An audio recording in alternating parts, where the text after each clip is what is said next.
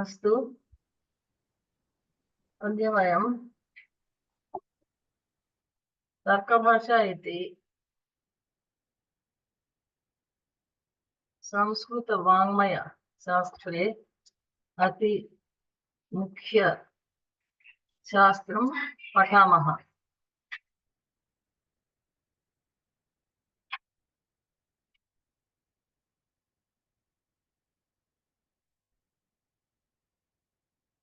ఈ తత్వశాస్త్రం భారతీయ తత్వశాస్త్రం వాంగ్మయంలో మనకి 6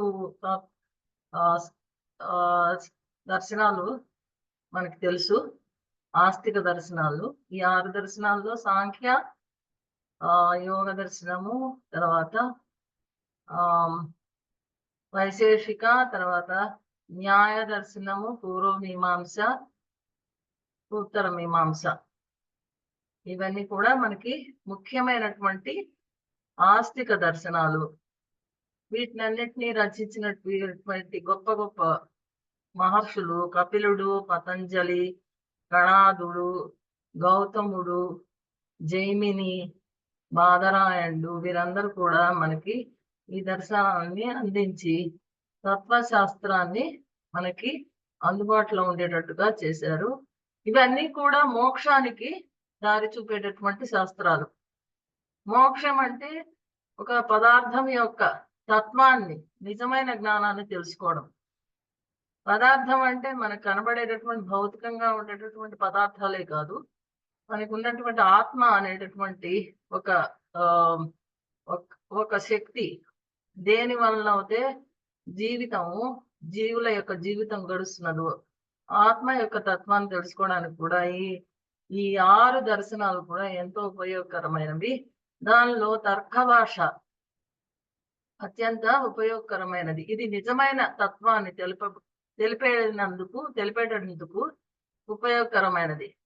ఈ తర్క భాష అనేది న్యాయశాస్త్రము, వైశేషిక శాస్త్రము, ఈ 2 శాస్త్రాల నుంచి గల ముఖ్యమైన యుక్తులను తీసుకుని రచింపబడినది ఈ తర్క భాష. తర్క భాష 13వ శతాబ్దంలో మొట్టమొదట కేశవ మిశ్రులు తర్క భాషను రచించారు. వీరు ఈ కేశవ మిశ్రులు మిథిలా నగరంలో ఆయన ఈ తర్క భాషను 2 శాస్త్రాల్లో నుంచి, వైశేషిక శాస్త్రము, తర్వాత న్యాయ శాస్త్రము, ఈ 2 శాస్త్రాల్లో ఉన్నటువంటి యుక్తులను, న్యాయయుక్తులు అంటే, న్యాయం అంటే పదార్థం యొక్క నిజమైన జ్ఞానాన్ని తెలుసుకునేది న్యాయం. ఆ యుక్తులన్నిటినీ ప్రతిపాదించి దీనిలో ఈయన ఈ తర్క భాష అనే గ్రంథాన్ని రాశారు. ఈ న్యాయశాస్త్రాల్లో ప్రవేశం కోరే ఎవరైనా సరే ఈ తర్క భాష అనేటటువంటి ఈ గ్రంథాన్ని తప్పకుండా చదివి తీరుతారు. అంటే వారు చదవడం వల్ల వాళ్ళకి జ్ఞానము చాలా వికసిస్తుంది. వాళ్ళకి న్యాయశాస్త్రంలో ఉండేటటువంటి జ్ఞానానికి సంబంధించినటువంటి అన్ని విషయాలు, అన్ని యుక్తులు కూడా చాలా తొందరగా, తేలికగా అర్థం అవడానికి అవకాశం ఉన్నది. ఈ తర్క భాషలో 2 గ్రంథాల్లో ఇప్పుడు మనకేమో వైశేషిక దర్శనాల్లోనేమో పదార్థాలు 7 అన్నారు, న్యాయ దర్శనంలోనేమో పదార్థాలు 16 అన్నారు. ఈ 2 పదార్థాలు రకాలు 7 పదార్థాలు అన్నారు వైశేషికంలో, న్యాయంలోనేమో 16 అన్నారు. వీటి రెండింటినీ కూడా విపులంగా, విస్తారంగా చర్చించి రచించినది తర్క భాష. ఈ తర్క భాషలో దేనికైనా సరే మనకు కనుక్కోవడానికి ప్రమాణాలు కావాలి. ఇంతకుముందు కూడా మనము సాంఖ్యాలో ప్రమాణాలు 3 అని తెలుసుకున్నాం. ఈ ప్రమాణాల వల్ల మనకు పదార్థం యొక్క నిజత్వము తెలుస్తుంది. దాన్ని లోతుగా ఆలోచించడానికి అవకాశం ప్రమాణాల ద్వారానే మనకు తెలుస్తుంది. తర్క భాషలో మన న్యాయ సూత్రాల్లో కూడా, న్యాయశాస్త్రంలో కూడా 4 రకాలైనటువంటి ప్రమాణాలు ఉన్నాయి. అది ప్రత్యక్ష ప్రమాణము, తర్వాత అనుమాన ప్రమాణము, తర్వాత ఉపమానము, తర్వాత శాబ్దికము. ఈ 4 ప్రమాణాలు తర్క భాషలో కూడా తీసుకున్నారు న్యాయశాస్త్రం ప్రకారంగా. తర్వాత ఈ 16 పదార్థాలని గురించి వీరు ప్రత్యేకంగా చెప్పారు. ఇది ఈ షోడశ పదార్థాలు స్వరూపము, దేహము యొక్క మరియు ఆత్మ యొక్క భేదము ఇవన్నీ తెలుసుకోవడానికి ఈ షోడశ పదార్థాలు యొక్క తత్వాన్ని ప్రమాణాల పూర్వకంగా చదవడం వల్ల, తెలుసుకోవడం వల్ల ఈ భేదాన్ని కూడా తేలిగ్గా తెలుసుకున్నాం. అందువల్లనే మోక్షానికి సాధనాలు అన్నారు. మోక్షం అంటే దుఃఖాలన్నీ పోవడాన్ని మోక్షం అంటారు, దుఃఖ నాశనాన్నే మోక్షము అంటారు. అది తక్కువ స్థితిలో తీసుకుంటే మన నిజ జీవితంలో జరిగేటటువంటి దుఃఖాలన్నీ నశిస్తే గనక మనకి సంతోషం కలుగుతుంది, అదే మోక్షం. అదే గనక మనం తత్వశాస్త్రం లేక మన పారమార్థిక సుఖం గురించి ఆలోచిస్తే గనక ఈ మనకి మోక్షం అంటే ఆత్మ యొక్క స్వరూపాన్ని తెలుసుకొని ఈ ప్రపంచంలో ఉన్నటువంటి విషయాలన్నిటిని కూడా త్యజించి ఆత్మని నిజ రూపాన్ని తెలుసుకుని మోక్షాన్ని సాధించడానికి ఉపయోగపడేది కూడా ఈ తర్క భాషలోని 16 పదార్థాల యొక్క విశేషార్థములు తెలియజేస్తాయని చెప్పబడింది. తర్వాత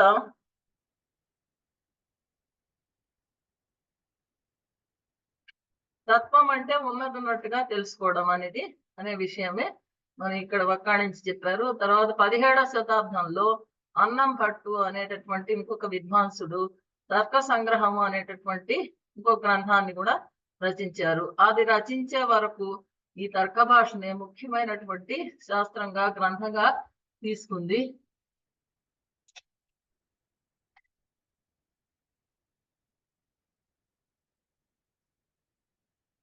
ఇవి 2 గ్రంథాలు కూడా వైశేషిక దర్శనాలు, సిద్ధాంతాలని, న్యాయ సిద్ధాంతాలని తెలుసుకోవడానికి చక్కగా ఉపయోగపడతాయి అన్నమాట. మనం ఇప్పుడు మన తర్క భాష యొక్క మొట్టమొదటిది పూర్వభాగము ప్రమాణ నిరూపణం. మొట్టమొదటి శ్లోకం చెప్పబడింది ఇక్కడ. శ్రీమాత్రే నమః. బాలోపి యో న్యాయనయే ప్రవేశమల్పేన వాంఛత్యలసః శ్రుతేన సంక్షిప్య యుక్త్యన్విత తర్కభాష ప్రకాశ్యతే తస్య కృతే మయా ఈషా అని మొట్టమొదటి శ్లోకము కేశవ మిశ్రులు గారు రాశారు. ఏంటంటే కఠినమైన పరిశ్రమ చేయలేనటువంటి బాలురు అంటే పెద్దవాళ్ళైనా సరే బాలురే. ఎవరికైతే ఆ జ్ఞానం లేదో వారు ఆ శాస్త్రంలో బాలుర కింద లెక్క.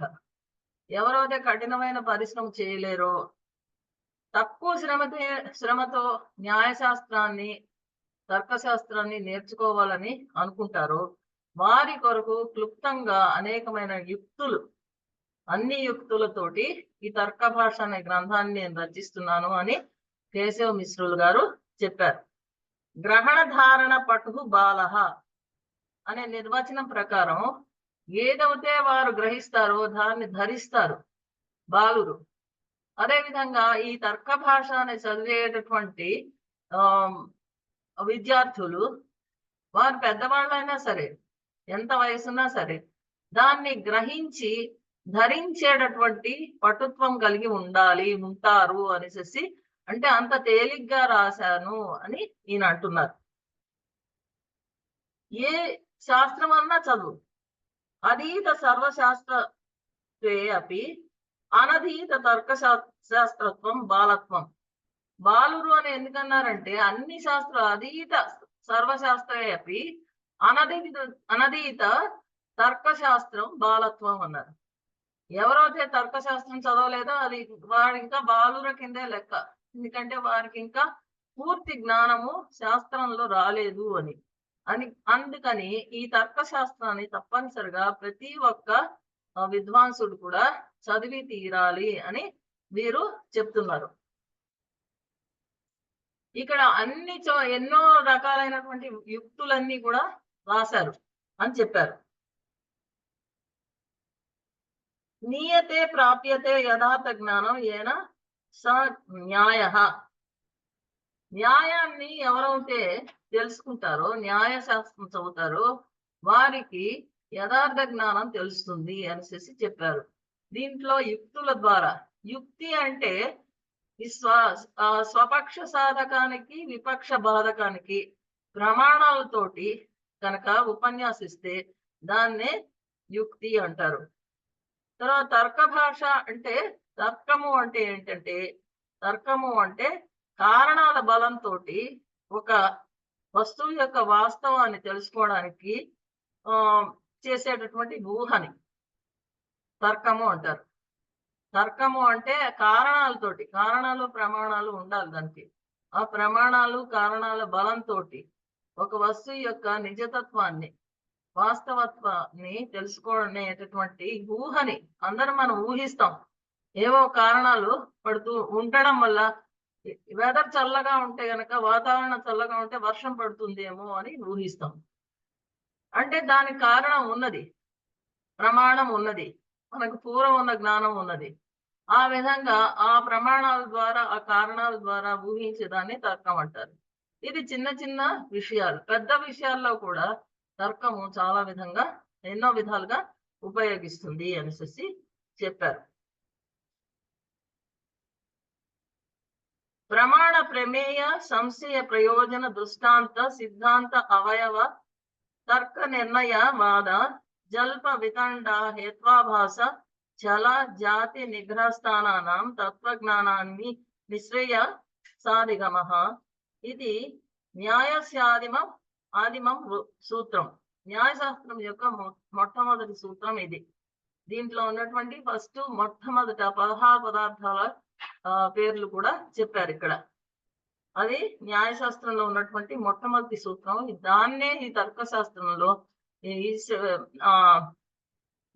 దీన్ని కూడా ఇక్కడ రచించారన్నమాట కేశవ మిశ్రులు గారు.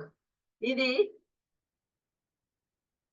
అస్యార్థ ప్రమాణాది షోడశ పదార్థానాం తత్వజ్ఞానాత్ మోక్ష ప్రాప్తిర్భవతి ఇది.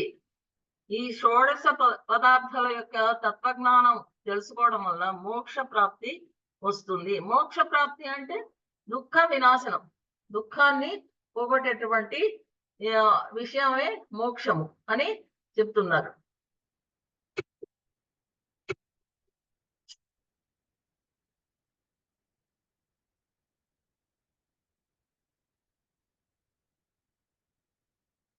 వన్ మినిట్ అండి, ఇదేదో క్లోజ్ చేయాలి.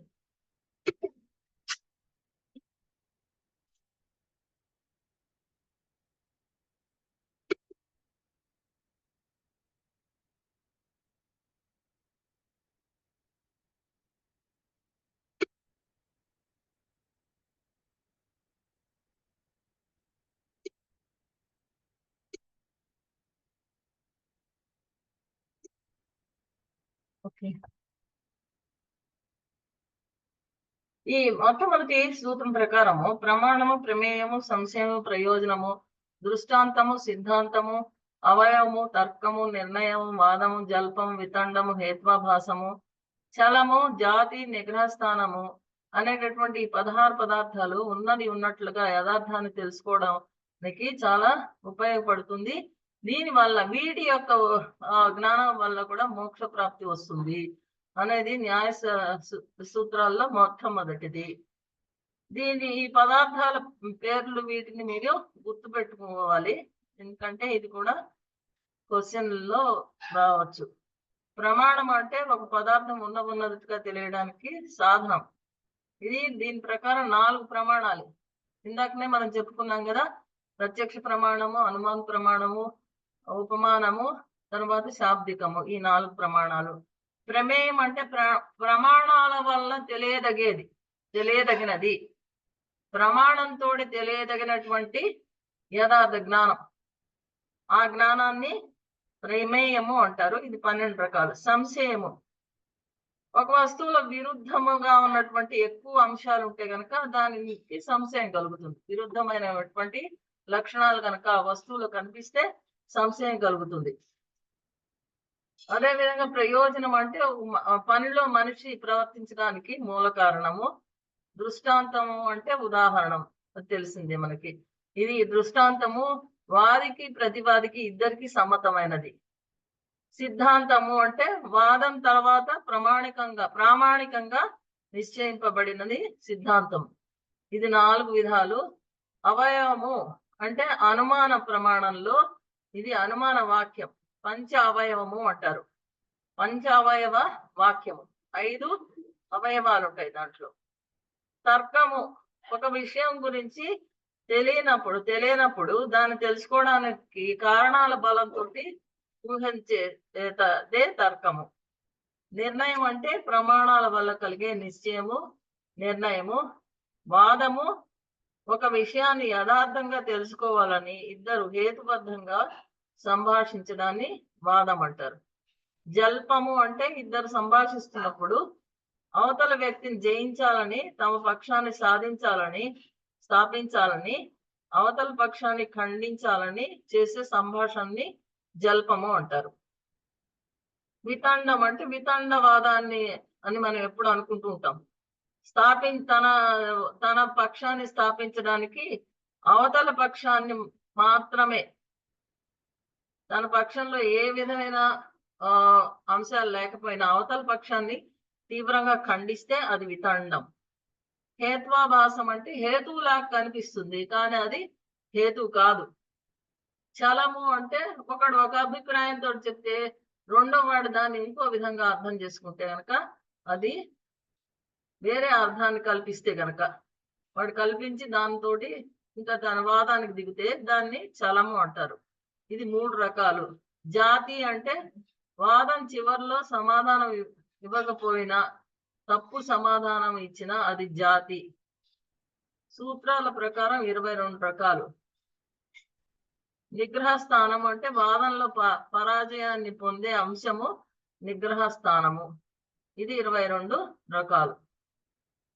ఈ విధంగా పదార్థాలు 16 అనేసి చెప్పారు. ఈ 16 పదార్థాలు తత్వజ్ఞానాన్ని ఈ తత్వజ్ఞానం మోక్షాన్ని కలిగిస్తుంది. తత్వము అంటే ఒక వస్తువు యొక్క యథార్థ నిజమైన స్థితిని తెలుసుకోవడం అనేది తత్వజ్ఞానం. దీనివల్ల పూర్తిగా దుఃఖం అంతా పోయి మంచి స్థితి కలుగుతుంది. అపవర్గం అనే నిశ్చయం అని అంటారు. అపవర్గం అంటే మంచి స్థితి, లేకపోతే మోక్షం అని కూడా అపవర్గమే అంటారు. పదార్థం అంటే ఏంటి అసలు? అది తెలియదగినది, చెప్పదగినది, ఉనికి గలదు. దానికి జాతి ఉండాలి. ఆ పదార్థానికి ఒక ఆకారం ఉండాలి. తర్వాత ఒక వ్యక్తి, దానికి సంబంధించిన వ్యక్తి ఉండాలి. ఆ వ్యక్తిలోనే ఆ పదార్థ శక్తి ఉంటుంది అనేసి అన్నారు. విశ్వనాథ పంచానమలు అనే శాస్త్రజ్ఞుడు ఆయన అన్నారు, గోత్వం అనేది, ఇప్పుడు గోవుని తీసుకుంటే గోత్వం అనే జాతి, గంగడోలు ఎద్దు, గోవుల్లో ఉన్నటువంటి ఎద్దు ఈ గంగడోలు శాస్నాది అది ఉంటే గనక దాని యొక్క ఆకారము గల వ్యక్తి అంటే ఆ జీవిని గోవు అనే పేరుతోటి పిలుస్తారు అనే పదార్థం. నచ ప్రమాణాదీనాం తత్వజ్ఞానం సమ్యజ్ఞానం తావద్భవతి యావదేషాం ఉద్దేశ లక్షణ పరీక్ష న క్రియంతే యదాహ భాష్యకారః త్రివిధస్య శాస్త్రస్య ప్రవృత్తిః ఉద్దేశో లక్షణం పరీక్ష చేతి తత్రోద్దేశస్తు నామమాత్రేణ వస్తు సంకీర్తనం తచ్చాస్మిన్నేవ సూత్రే కృతం లక్షణం తు అసాధారణ ధర్మవచనం యథా గోహు శాస్నాది మత్వం లక్షితస్య లక్షణముపపద్యతే న వేతి విచారః పరీక్ష తేనైతే లక్షణ పరీక్షే ప్రమాణాదీనాం తత్వజ్ఞానార్థం కర్తవ్యే.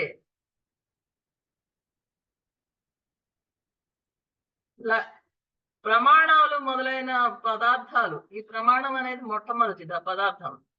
ఆ పదార్థాల యొక్క ఉద్దేశము, లక్షణము, పరీక్ష అనే 3 ప్రవృత్తులు తెలుసుకునేంత వరకు, జరిగేటంత వరకు వాటి తత్వజ్ఞానం అంటే వాస్తవ జ్ఞానం తెలియదు అని అంటున్నారు న్యాయసూత్ర ప్రకారం. దేనికైనా సరే ఈ 3 ప్రవృత్తులు తెలుసుకోవాలి. ఒకటి ఉద్దేశము, 2 లక్షణము, మూడవది పరీక్ష. ఈ పరీక్ష అనేది ప్రమాణాల ద్వారా ఆ లక్షణం ఉన్నదా లేదా ఆ పదార్థంలో, దానికి సంబంధించిన లక్షణం అంటే ఒక ప్రత్యేకమైన ధర్మం. ఇప్పుడు ఇందాక గోత్వంలో ఆ శాసనాది గంగడోలు అనేటటువంటి లక్షణం ఎద్దుకు ఉంటే గనక అది గోజాతి అని మనం తెలుసుకున్నాం. ఆ ధర్మం ప్రత్యేకమైనటువంటి లక్షణం, ఆ ధర్మము అందులో ఉన్నదా లేదా అనేటటువంటి తెలుసుకోవడం అనేది పరీక్ష. అది తెలుసుకుని ఆ లక్షణము సరిగ్గా దానికి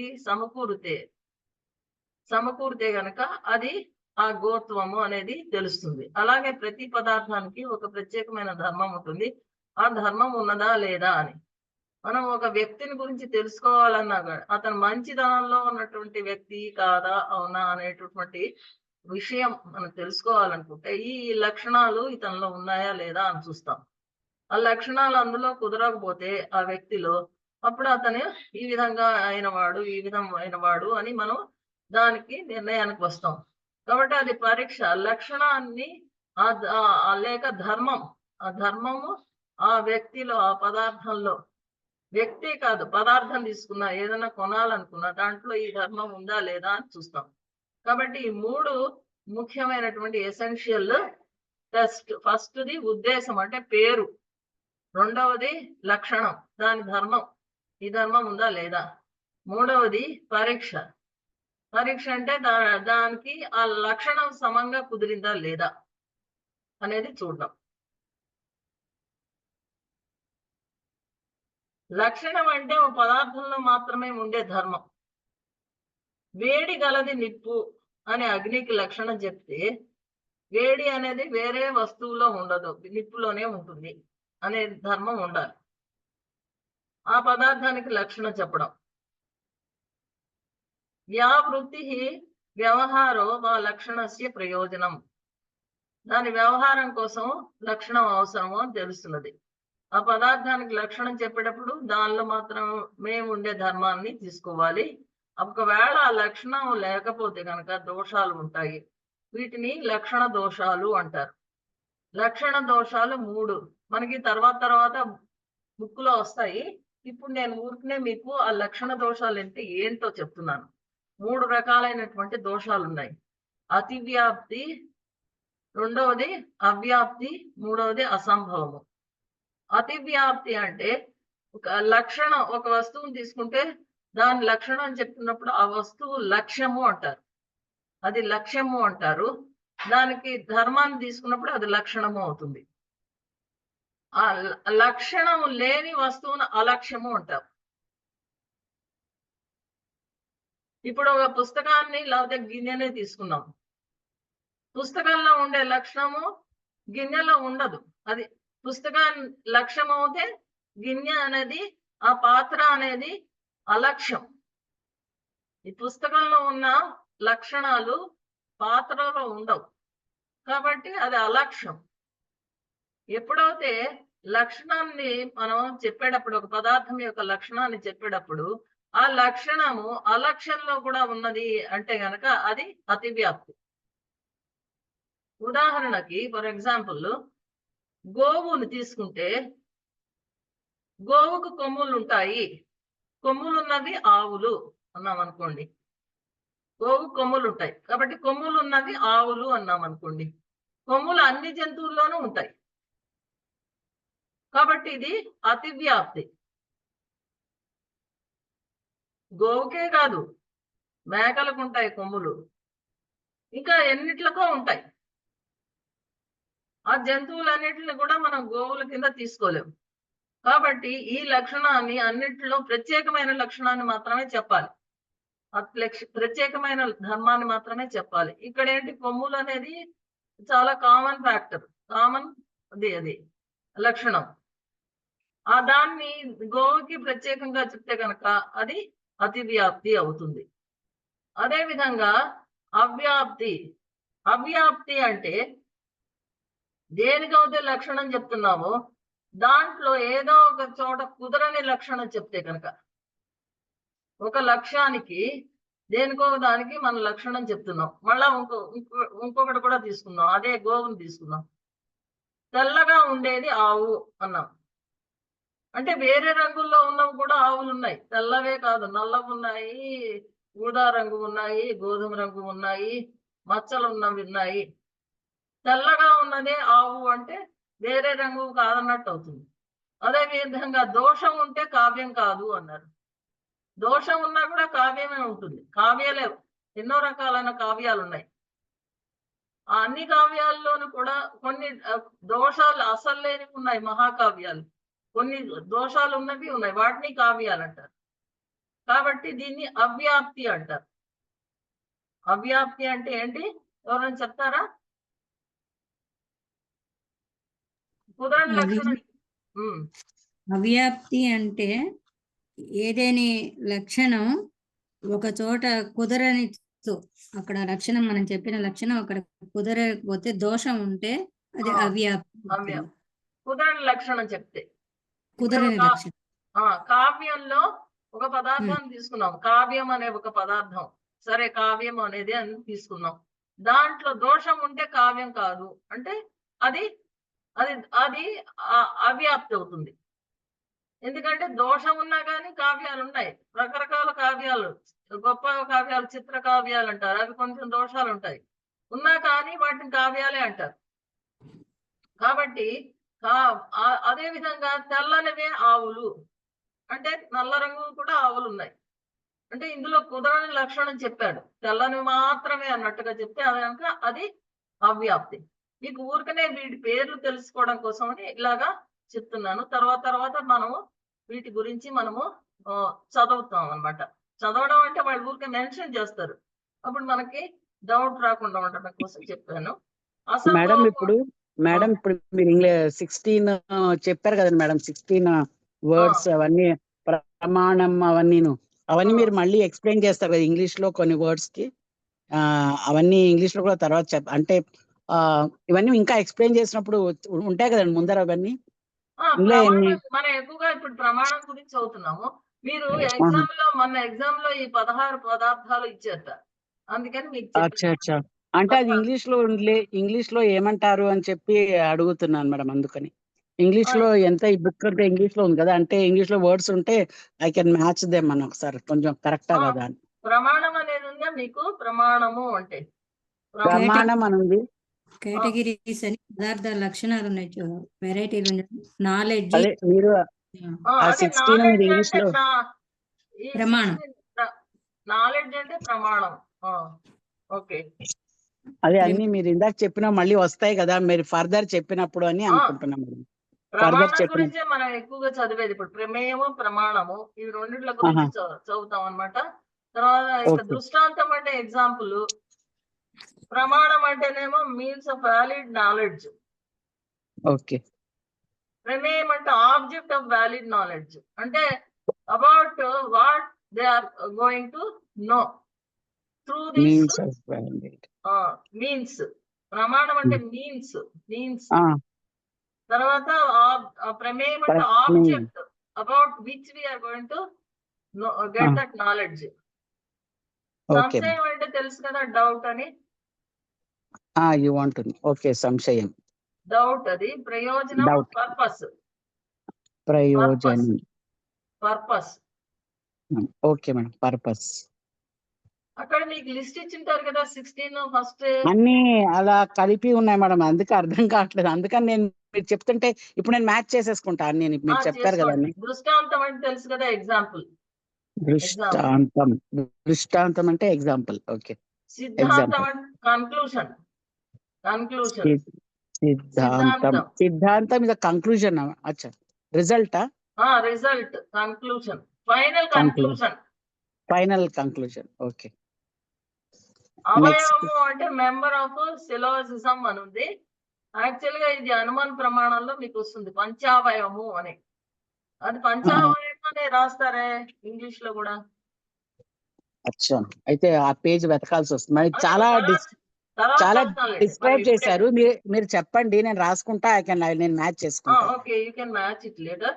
తర్కము, రిడక్షన్ ఆఫ్ అవ్యయము చెప్పలేదు మేడం. అవ్యయం మెంబర్స్, అవయవము అంటే మెంబర్స్ ఆఫ్ సిలోజిజం.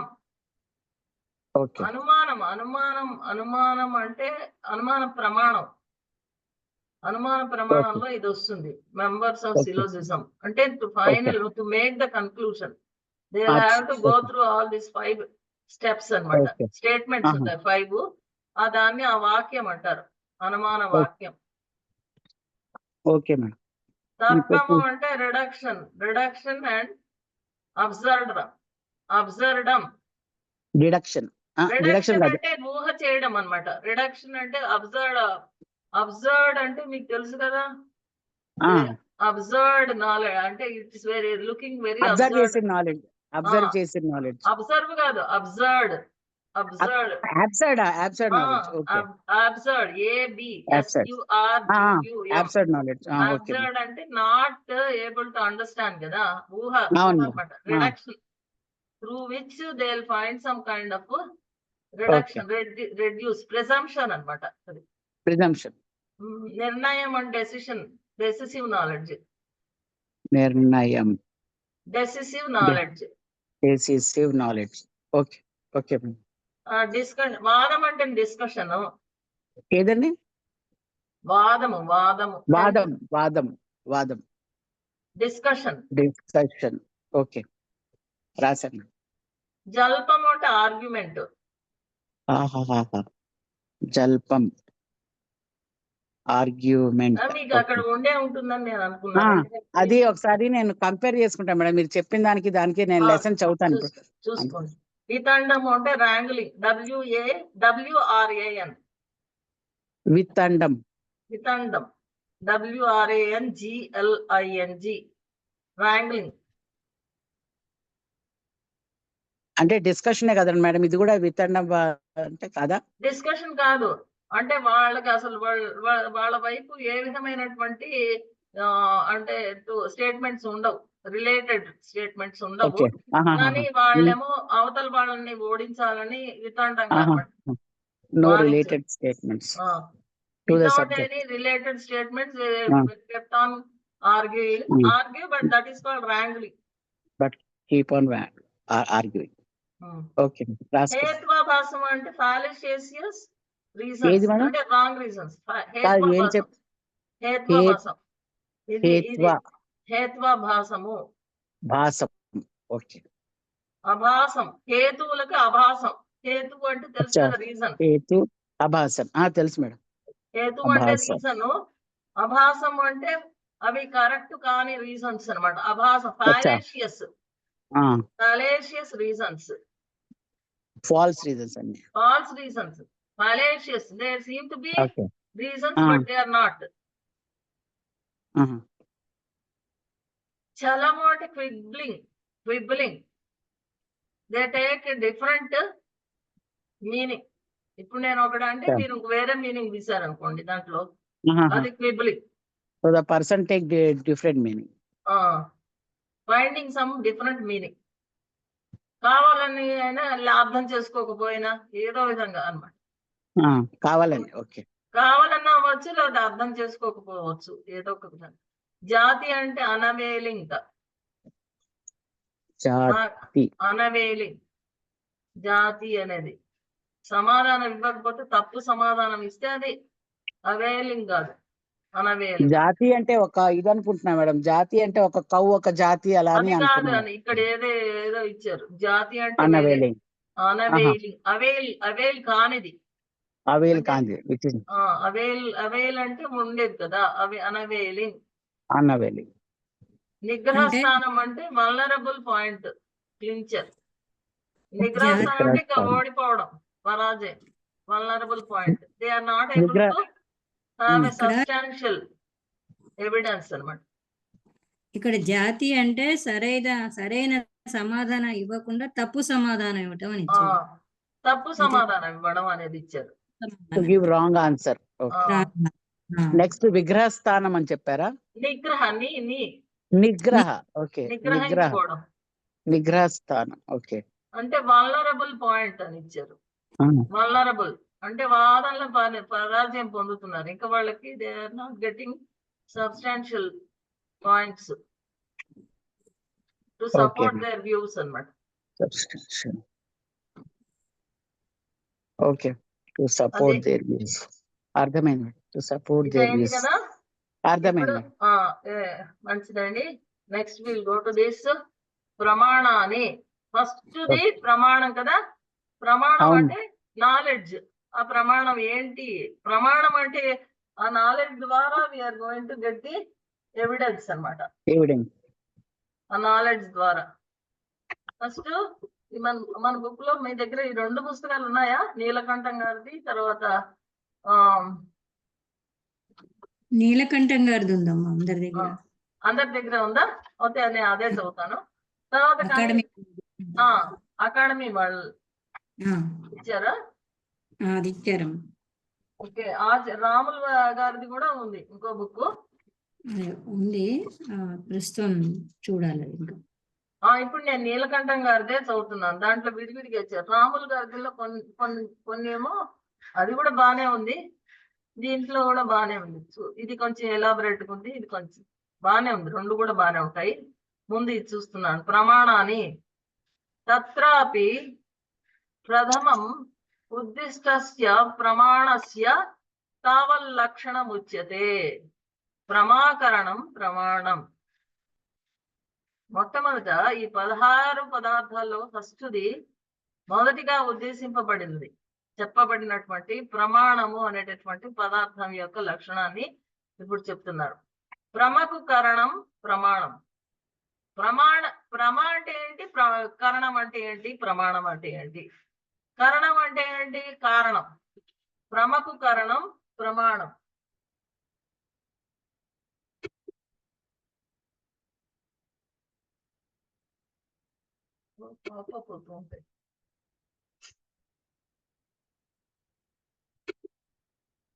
ప్రమకు కరణం ప్రమాణం.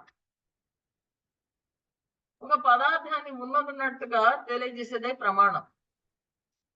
ఒక పదార్థాన్ని ఉన్నదున్నట్టుగా తెలియజేసేదే ప్రమాణం.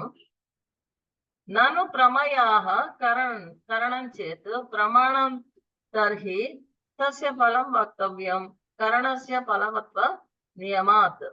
ఒక కరణానికి ఎప్పుడు ఫలం ఉంటుంది. ఒక కరణం అంటే ఒక గొడ్డలు ఉంది అనుకోండి, అది కరణం. దానికి ఫలం ఉంటుంది. ఏం ఫలము? ఛేదన ఫలం. అలాగే ప్రతి దానికి కూడా ఈ కరణం అన్నారు కదా, ప్రమాకరణం ప్రమాణం అన్నారు. ప్రమాకరణం, ప్రమకి కరణము ప్రమాణం. ప్రమ చెప్పేది ప్రమాణం. సరే, ప్రమాణం గురించి చెప్తున్నారు అనమాట. ప్రమ అంటే ఏమనుకోవాలి మేము? ఇంకా నెక్స్ట్ చెప్తున్నారు ప్రమ అంటే ఏంటి అని కూడా చెప్తారా. యథార్థ జ్ఞానం, అనుభవం, జ్ఞానం అన్నమాట ప్రమ అంటే. యథార్థ అనుభవం, ప్రత్యక్షంగా మనం అనుభవించి తెలుసుకున్నదే ప్రమ. ఊరికినే ఏదో చెప్తే, ఎవడో చెప్తే, లేకపోతే ఇంకేదో ఎక్కడ వింటే అది ప్రమ కాదు. అంటే మనకు మనం చూసి తెలుసుకోవడం. ఇప్పుడు మంట మీద చేయబడితే కాలుతోంది అని తెలుసుకున్నది యథార్థం. ప్రమ. ఓకే. యథార్థ జ్ఞానమే. యథార్థ జ్ఞానమే కాదు, అనుభవం. Experience knowledge. ఎక్స్పీరియన్స్ యథార్థ అనుభవ జ్ఞానం, దాన్ని ప్రమ అంటారు. దానికి ప్రమ అనేది ఇచ్చేది దేని ద్వారా ఇస్తుంది? ప్రమాణం వల్ల ఇస్తుంది. ప్రమకు కరణం ప్రమాణం. కరణం అంటే ఇచ్చేది, కరణం అంటే సాధనం. సాధకతమం కరణం అని తెలుసుకున్నాం కదా, తృతీయ విభక్తి. సాధకతమం కరణం. ఏదైతే మనకి కరణం అనేది ఏంటి? సాధకం. ఆ సాధకము ప్రమాణం అన్నమాట. ఈ ప్రమాణమే మనకి ప్రమని ఇస్తుంది. ప్రమాకరణం ప్రమాణం అన్నారు. ప్రమకి కరణం ఏంటి? ప్రమాణం. అదే ఇక్కడ వీళ్ళు ఎక్స్ప్లెయిన్ చేస్తున్నారు. నను ప్రమయాః కరణం చేత్ ప్రమాణం తర్హి తస్య ఫలం వక్తవ్యం కరణస్య ఫలవత్వ నియమాత్. కరణం అనే దానికి ఫలం అనేది నియమం. కరణస్య ఫలవత్వ నియమాత్. కరణం అనే దానికి ఎప్పుడు ఫలం అనేది ఒక నియమం. కాబట్టి ఇది ప్రమాకరణం ప్రమాణం అన్నారు. కాబట్టి దీనికి ఏంటి? ఈ ప్రమకి కరణము ప్రమాణం అన్నారు. దాని నియమం ప్రకారము ఏమిటి చేస్తుంది ఫలం అనేసి అడుగుతుంటే, దానికి భ్రమకు కరణం ప్రమాణం అయితే దాని ఫలాన్ని చెప్పాలి. కరణం అన్న ప్రతి దానికి ఫలం ఉంటుంది అన్న నియమం కదా. అందుచేత ప్రమాణానికి ఫలం ఏంటి అనేసి, ఆ ప్రమాణానికి ఫలం ఏంటి అంటే ప్రమాణానికి ఫలం ప్రమాణం అంటే ఏంటి, కరణం అంటే ఏంటి, ప్రమ అంటే ఏంటి అనేది మనం తెలుసుకోవాలన్నమాట. ఇప్పుడు కర్తలు వారు ఎప్పుడు రాసినా కానీ, ఏ గ్రంథం రచించినా కానీ దాంట్లో సంశయం వస్తుంది అని తెలియంగానే వాళ్ళే ఆ సంశయాన్ని ప్రదర్శించి ఆ సంశయానికి సమాధానాన్ని ఇస్తారన్నమాట. దాన్ని ఒక పూర్వపక్షం లాగా తీసుకుంటారు, ఇంకొకరు అడిగినట్టుగాను. అదే ఆక్షేపం లాగా వాళ్ళు దృష్టిలో పెట్టుకుని రాస్తారు అన్నమాట. దీనికి సమాధానం రాస్తున్నారు. ఇప్పుడు అన్ని సంస్కృత శాస్త్రాల్లోనూ ఆ విధంగా ఉంటుంది, పూర్వపక్షము తర్వాత దానికి సమాధానం. అందుకని వీరు ముందే ఈ క్వశ్చన్ అడిగారు చూసారా. అందుచేత ప్రమాణానికి ఫలం ఏంటో చెప్పండి అని చెప్పాలి. సత్యం ప్రమైవ ఫలం సాధ్య నిత్యర్థః యదా చిదాకరణస్య పరుషోః చిద ఇవ ఫలం. అవును, నిజంగానే ప్రమాణానికి ఫలము అంటే సాధింపబడేది. సాధ్యం ఇత్యర్థః, సాధించబడేది. ఏదైతే యథార్థ జ్ఞానాన్ని అనే దాన్ని సాధిస్తేనే అది కరణం. ఈ ఉదాహరణకి ఈ గొడ్డల్ని ఒక కరణంగా తీసుకుంటే, అది చెట్టు నరికేటప్పుడు నరకడానికి కరణమైన గొడ్డలికి ఆ నరకడమే ఫలం. అదేవిధంగా ఈ ప్రమకు కరణమైనటువంటి ఆ ప్రమాణానికి ప్రమయే కరణం.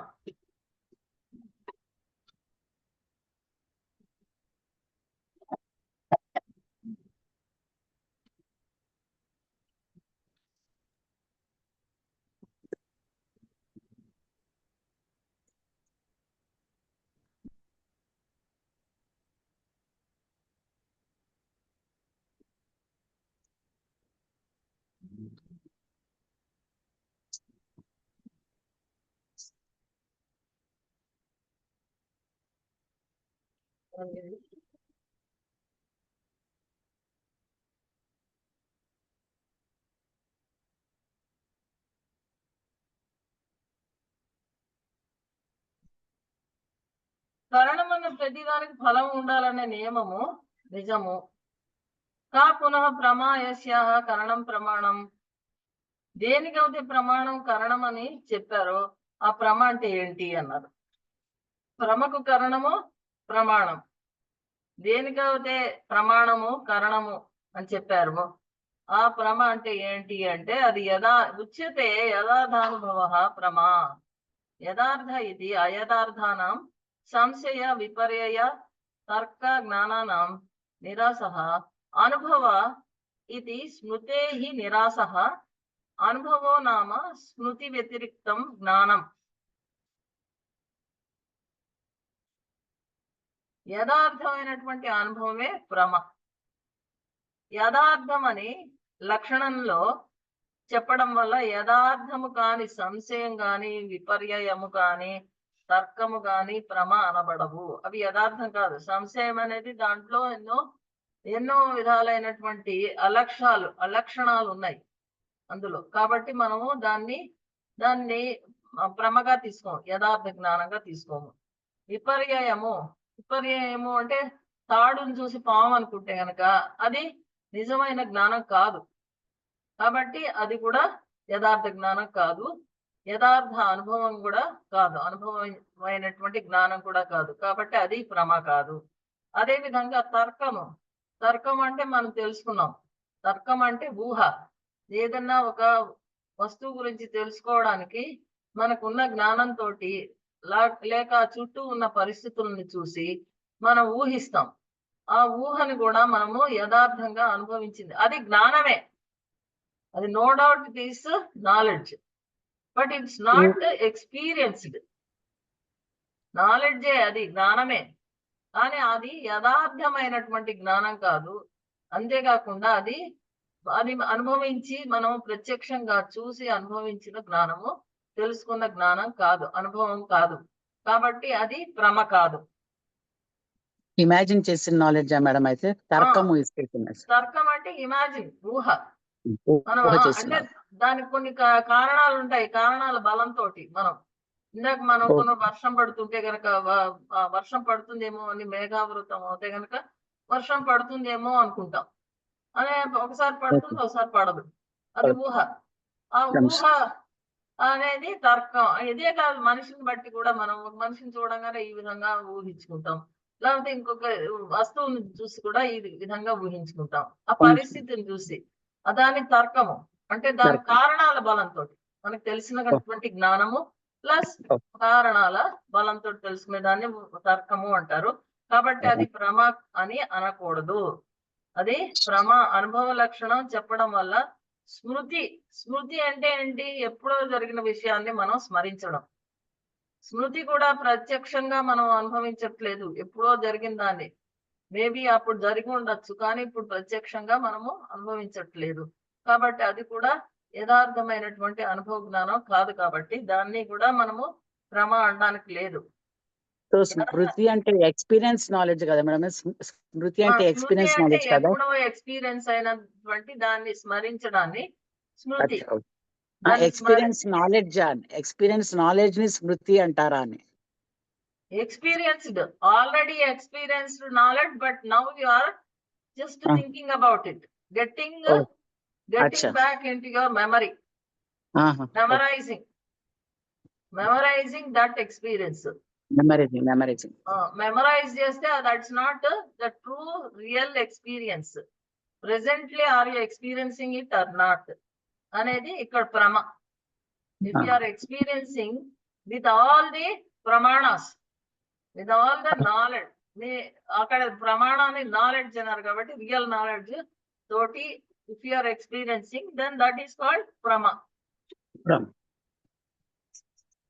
కాబట్టి ఈ ప్రమక లక్షణము ఇవి కాదనమాట. ప్రముఖ లక్షణము వ్యతిరేకమైన లక్షణం ఏంటి? భ్రమ, భ్రమించడం. ఈ భ్రమ ఉండేది సుక్తి రజత్. సుక్తి అంటే ఆల్చిప్పలో ఉన్నటువంటి తెల్లటి మెరిసేటటువంటి ఆ మెరుపుని, ఆ కోటింగ్ లాంటి మెరుపుని మనము చూసి దాన్ని రజితం అనుకుంటే గనక అది భ్రమ. అటువంటివన్నీ కూడా భ్రమ కాదు అనేసి యథార్థ అనుభవమే భ్రమ అనకుండా అనుభవమే భ్రమ అనంటే అప్పుడు అతివ్యాప్తి అవుతుంది. అతివ్యాప్తి అంటే అర్థం తెలిసిందో మీకు? యథార్థ అనుభవమే భ్రమ అనకుండా మనం అనుభవమే భ్రమ అన్నాం అనుకోండి, అప్పుడు ఇవన్నీ కూడా వస్తాయి కదా. స్మృతి వస్తుంది, తర్వాత విపర్యము వస్తుంది, తర్వాత ఏమో తర్కము వస్తుంది, సంశయం, అన్ని కూడా అనుభవాలే కదా. అవన్నీ కూడా భ్రమలు అవుతాయి. అప్పుడు అతివ్యాప్తి అవుతుంది. అంటే ఈ లక్షణము వేరే వాటిలో కూడా చెప్పడం. కొమ్ములున్నవన్నీ ఆవులు అంటే కనుక అతివ్యాప్తి. అది ప్రాపర్ నాలెడ్జ్ కాదు, అది కాదు. ఆ లక్షణం అన్నింటిలోనూ పెట్టేసాం మనం, కాబట్టి అది అతివ్యాప్తి. Generalize statement. అది అతివ్యాప్తి అయిందనమాట. అతివ్యాప్తి అంటారు దాన్ని. అవ్యాప్తి అంటే ఉన్న లక్ష్యంలో లేనటువంటి లక్షణాన్ని చెప్పడం, దోషాలు, దాన్ని అవ్యాప్తి దోషం. ఇప్పుడు ఒక ఆవు, తెల్లనివే ఆవులు అంటే తెల్లనివి మాత్రమే ఆవులు అవుతాయి, మిగిలిన కూడా ఆవులే కదా, ఎన్నో రంగులు ఉన్నాయి. అతివ్యాప్తి అవుతుంది. అది అవ్యాప్తి అవుతుంది. అవ్యాప్తి. కొమ్ములున్నవన్నీ ఆవులంటే అది అతివ్యాప్తి అవుతుంది. ఇక్కడ తెల్లనివి మాత్రమే ఆవులంటే కనుక అది అవ్యాప్తి అవుతుంది. అదే విధంగా ఇక్కడ అనుభవం అంతా ప్రమేయ అంటే అది అతివ్యాప్తి అవుతుంది. అనుభవాలన్నీ భ్రమలే అంటే అది అతివ్యాప్తి అవుతుంది. అప్పుడు సంశయం కూడా భ్రమ అవుతుంది, తర్వాత విపర్యము కూడా భ్రమ అవుతుంది, తర్వాత ఇంకా తర్కము అవుతుంది, స్మృతి అవుతుంది, అన్ని కూడా ప్రమ అవుతుంది. ఇక్కడ ప్రమ అనేది ధర్మము ప్రత్యేకమైన లక్షణం ఏంటంటే అనుభవం అంటే అది ప్రత్యక్షమైనటువంటి అనుభవం అయినటువంటి భ్రమ అన్నమాట. యథార్థమైన ప్రత్యక్షమైన అనుభవము, యథార్థమైన అనుభవము. యథార్థమైన అనుభవమే అది. ఇవన్నీ యథార్థాలు కాదు. సంశయం యథార్థం కాదు, తర్కము యథార్థం కాదు, విపర్యం యథార్థం కాదు, స్మృతి కూడా యథార్థం కాదు. ఎందుకంటే అది ఇప్పుడు జరగట్లేదు కాబట్టి. అంటే ఫీచర్స్ తో పాటు ఇది అని యానిమల్ చెప్తే అది అతివ్యాప్తి. అది నేనే ఆవుతో పాటు ఫీచర్స్ చెప్తే అతివ్యాప్తి.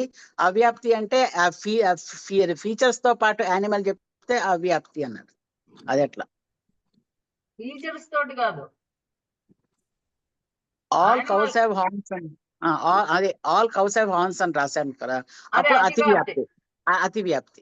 ఓకే, అప్పుడు horns are there in many more animals. అవును కాబట్టి అది అతివ్యాప్తి. Only white ones are cows అంటే, వైట్ యానిమల్స్ ఆర్ కౌస్ అంటే కనుక అది అవ్యాప్తి. వైట్ వే కాదు, బ్లాక్ ఉన్నాయి, అన్ని ఉన్నాయి, వేరే రంగులు. కాబట్టి అవ్యాప్తి. లేదు దోషాన్ని ఒకటే అన్నమాట. అదే విధంగా దోషం ఉంటే కనుక కావ్యం కాదు, దోషం ఉన్నది కావ్యం కాదు అంటే అది అవ్యాప్తి అన్నమాట. ఇక్కడ స్మృతి అంటే పూర్తిగా వివరణ అర్థం ఏంటండి? స్మృతి అన్నదానికి స్మృతి అంటే మెమరైజింగ్ ద పాస్ట్ ఎక్స్పీరియన్స్. అది పాస్ట్ లో నాకు ఎక్స్పీరియన్స్ కదా, అనుభవమే కదా అది. కాదు కదా, ప్రెసెంట్ లో అంటే కాకపోయినా నేను నిన్న చూసిన అనుభవం ఈవేళ వ్యతిరేక్తం అవుతుందా అవదా అన్న దానికి మళ్ళీ గ్యారంటీ లేదు కదా. ఈవేళ కూడా అది నిజం అవ్వచ్చు. నిన్న చూసిన అనుభవం అవ్వచ్చు కానీ ప్రత్యక్షంగా నువ్వు ఇప్పుడు మనము నిన్న నేను ప్రత్యక్షంగా చూసింది. నిన్న చూసాము కానీ ఈ రోజు మనం ప్రమాణంతో చూసామా లేదా అదే ప్రమ. ఇప్పుడు మనం చూస్తే గనక అది ప్రమాణంతో, అప్పుడు అది యథార్థమైన అనుభవం అవుతేనే ప్రమ అనేసి అన్నారు. ఇక్కడ స్మృతి అంటే కూడా ఇక్కడ డిస్క్రైబ్ చేశారండి, చూడండి. స్మృతి అంటే అనుభూత విషయాధిక అనవగాహి జ్ఞానం అనే వివరణ. అనుభూత విషయాధిక, విషయాధిక అంటే విషయం అయిపోయింది, అనుభవించినటువంటి, ఎప్పుడో మనం చూసినటువంటి విషయం అయిపోయినటువంటి.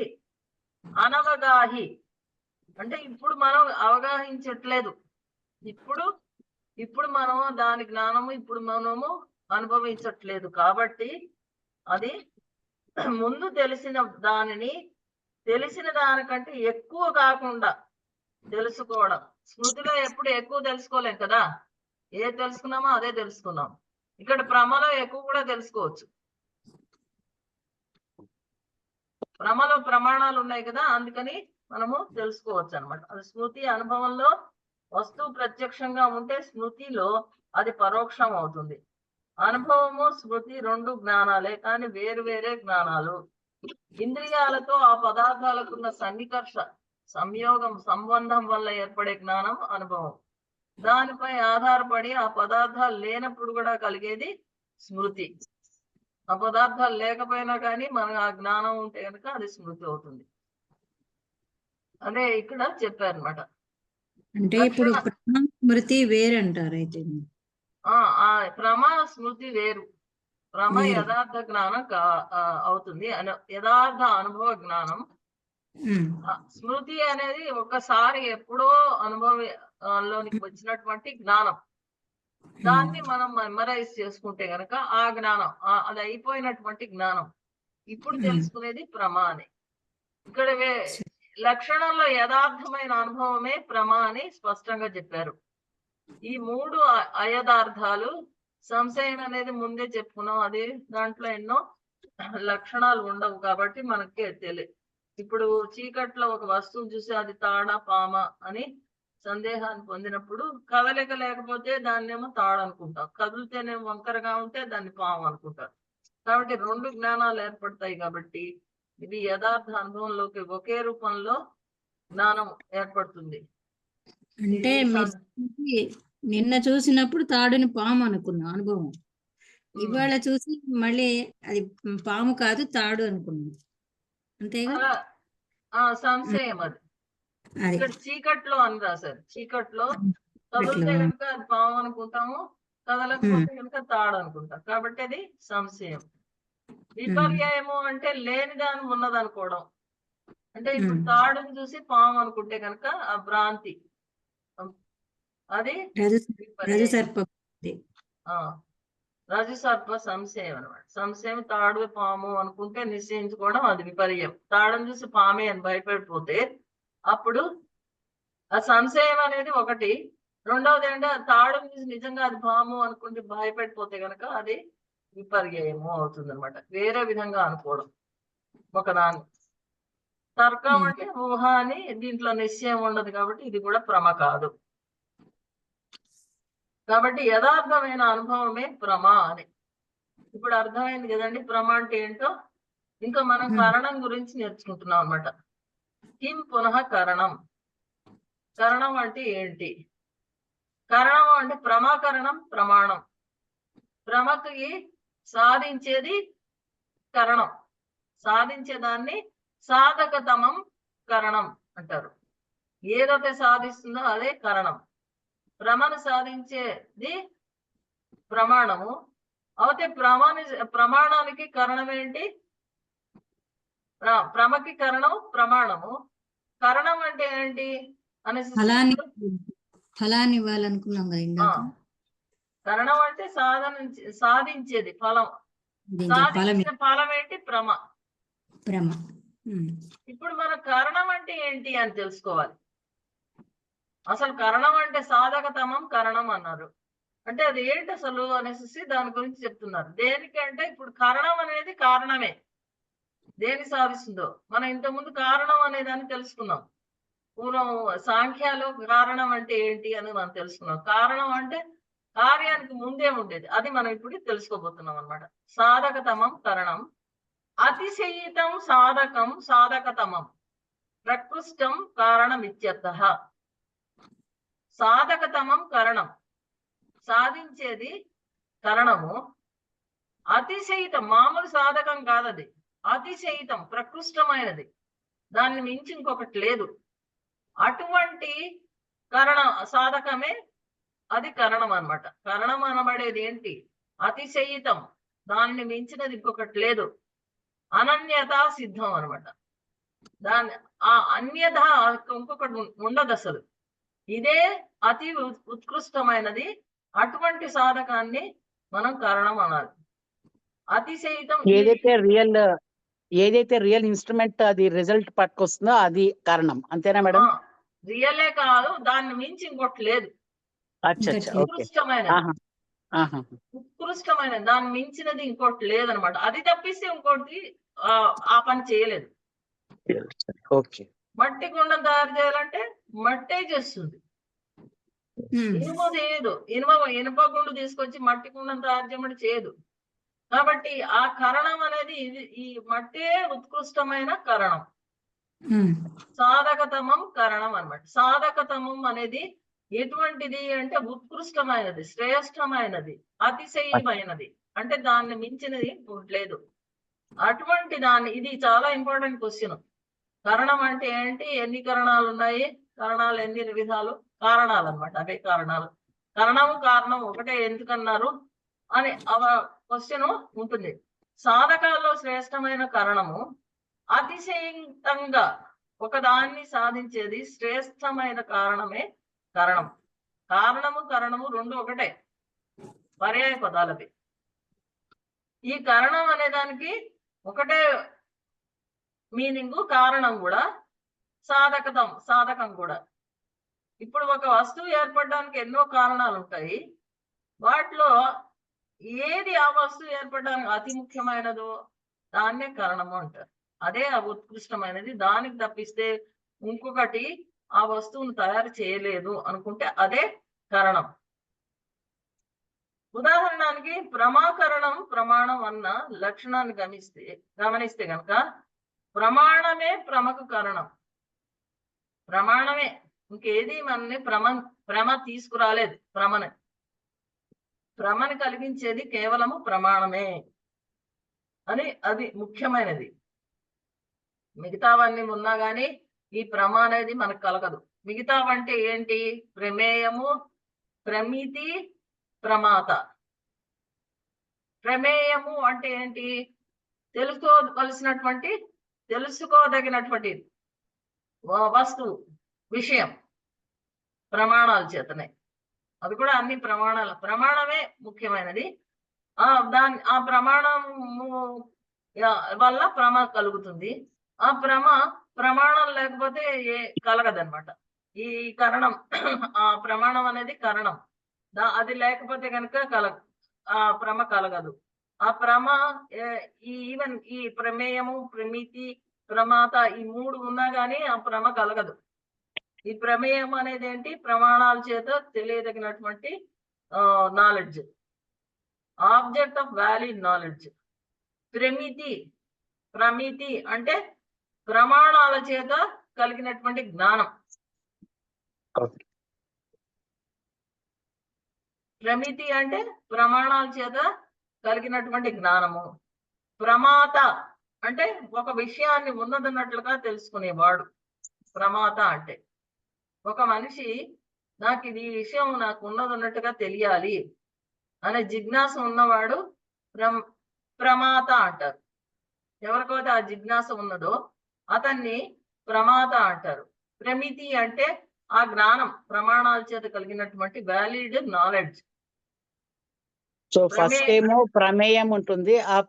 ఆ ప్రమేయం రీజన్ బట్టి తెలుసుకునేది వచ్చేస్తుంది. ప్రమితి అంటే దాన్ని తెలుసుకున్న జ్ఞానం, దానికి తెలుసుకున్న జ్ఞానము, తెలుసుకునేవాడు ప్రమాత. తెలుసుకోవలసిన ప్రమాణాల చేత తెలియదగినది ఆబ్జెక్ట్ ఆఫ్ వ్యాలిడ్ నాలెడ్జ్. ప్రమాణాల చేత ఒక వ్యాలిడ్ నాలెడ్జ్ తెలిసేది ప్రమేయము.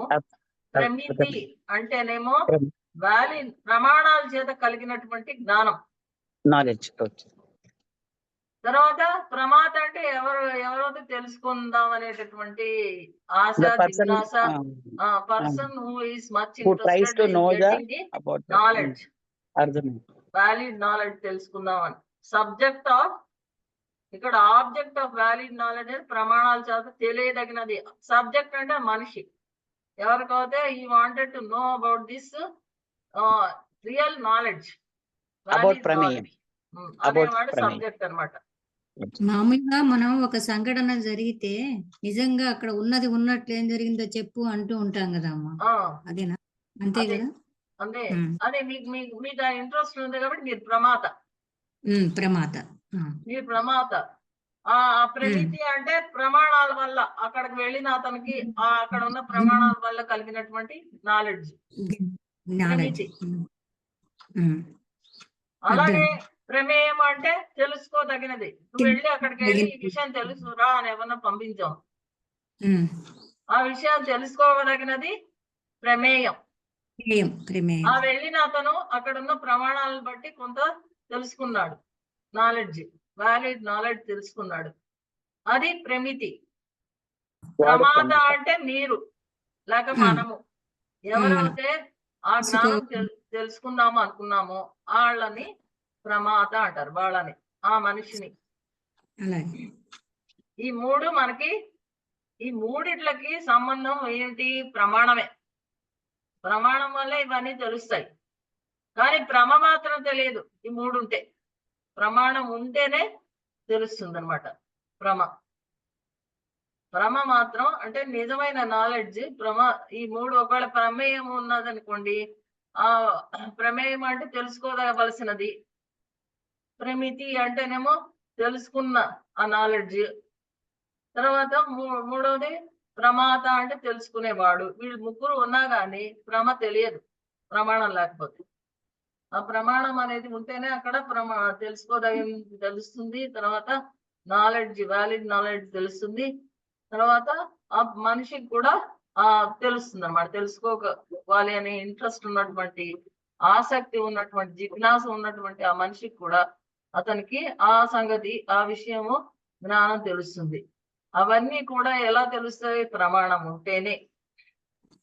ఇప్పుడు ఇందాక మీరు చెప్పారు కదా, ఇప్పుడు కరణం, సాధకతమ కరణం కదా, కరణం లేకపోతే ఇది ప్రమాణం అన్న లక్షణాన్ని ఎలా గమనిస్తాడు? గమనించలేడుగా.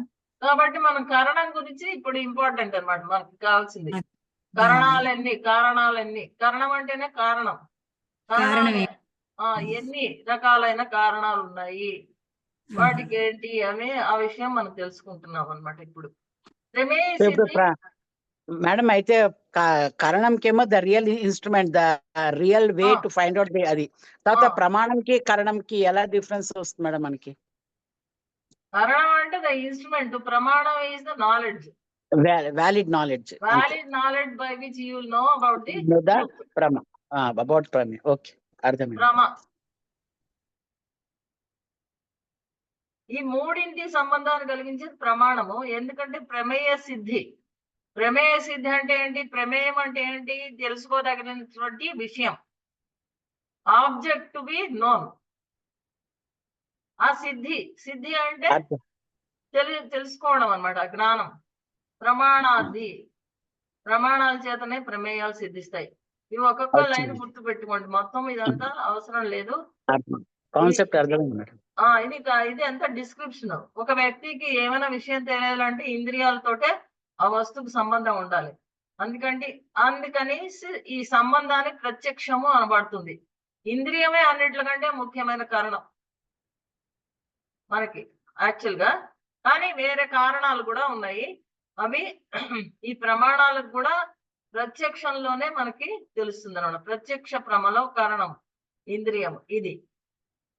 అలాగే మిగతా ప్రమాణాలు కూడా ఆయా ప్రమలను కలిగించడానికి అతి ముఖ్యం కాబట్టి కరణం అనబడతాయి అన్నమాట.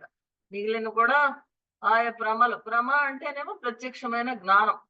ఇంద్రియంలో ప్రత్యక్ష ప్రమాణంలోనేమో మనకి ఇంద్రియం, ప్రత్యక్షం అనే జ్ఞానం కలుగుతుంది. ఇంద్రియము అనుమానము చేత కలిగేది అనుమితి అనేటువంటి జ్ఞానం కలుగుతుంది అనుమాన ప్రమాణం చేత.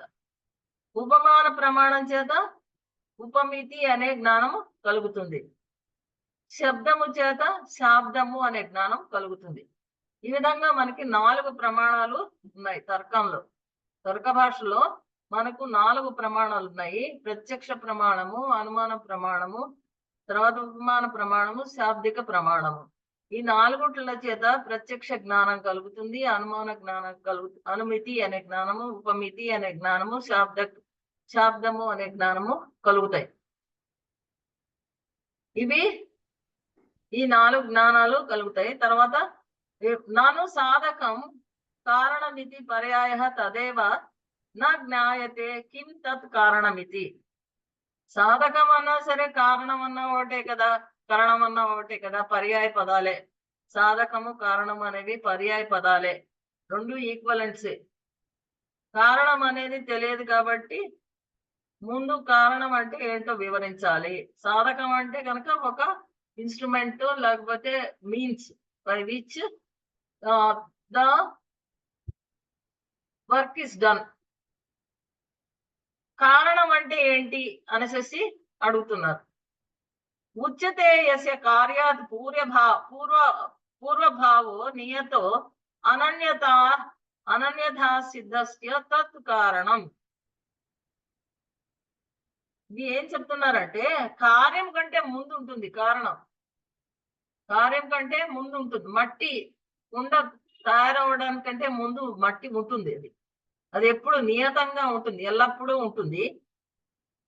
నియతో అనన్యథా సిద్ధస్య తత్ కారణం. అనన్యథా సిద్ధ, అన్యథా సిద్ధ అంటే వేరేది కూడా తయారు చేస్తుంది దాన్ని. అనన్యథా సిద్ధ, దానికి తప్పిస్తే ఇంకొక కారణం లేదు. అదే కారణము నియతంగా ఉంటుంది, ఎల్లప్పుడూ ఉంటుంది. తర్వాత కార్యాత పూర్వభావో, కార్యం కంటే ముందే, పూర్వమే భావో భవతి, పూర్వమేవ భవతి. అనన్యత నియతో భవతి, నియమమేన భవతి. అనన్యథా సిద్ధస్య తత్ కారణం. అనన్యథా సిద్ధ, అది తప్పిస్తే ఇంకొకటి ఆ కార్యాన్ని చేయలేదు. కార్యాత్ పూర్వభావో, కార్యం కంటే ముందే, పూర్వభావో పూర్వమేవ భవతి. నియతో నియమమేన భవతి.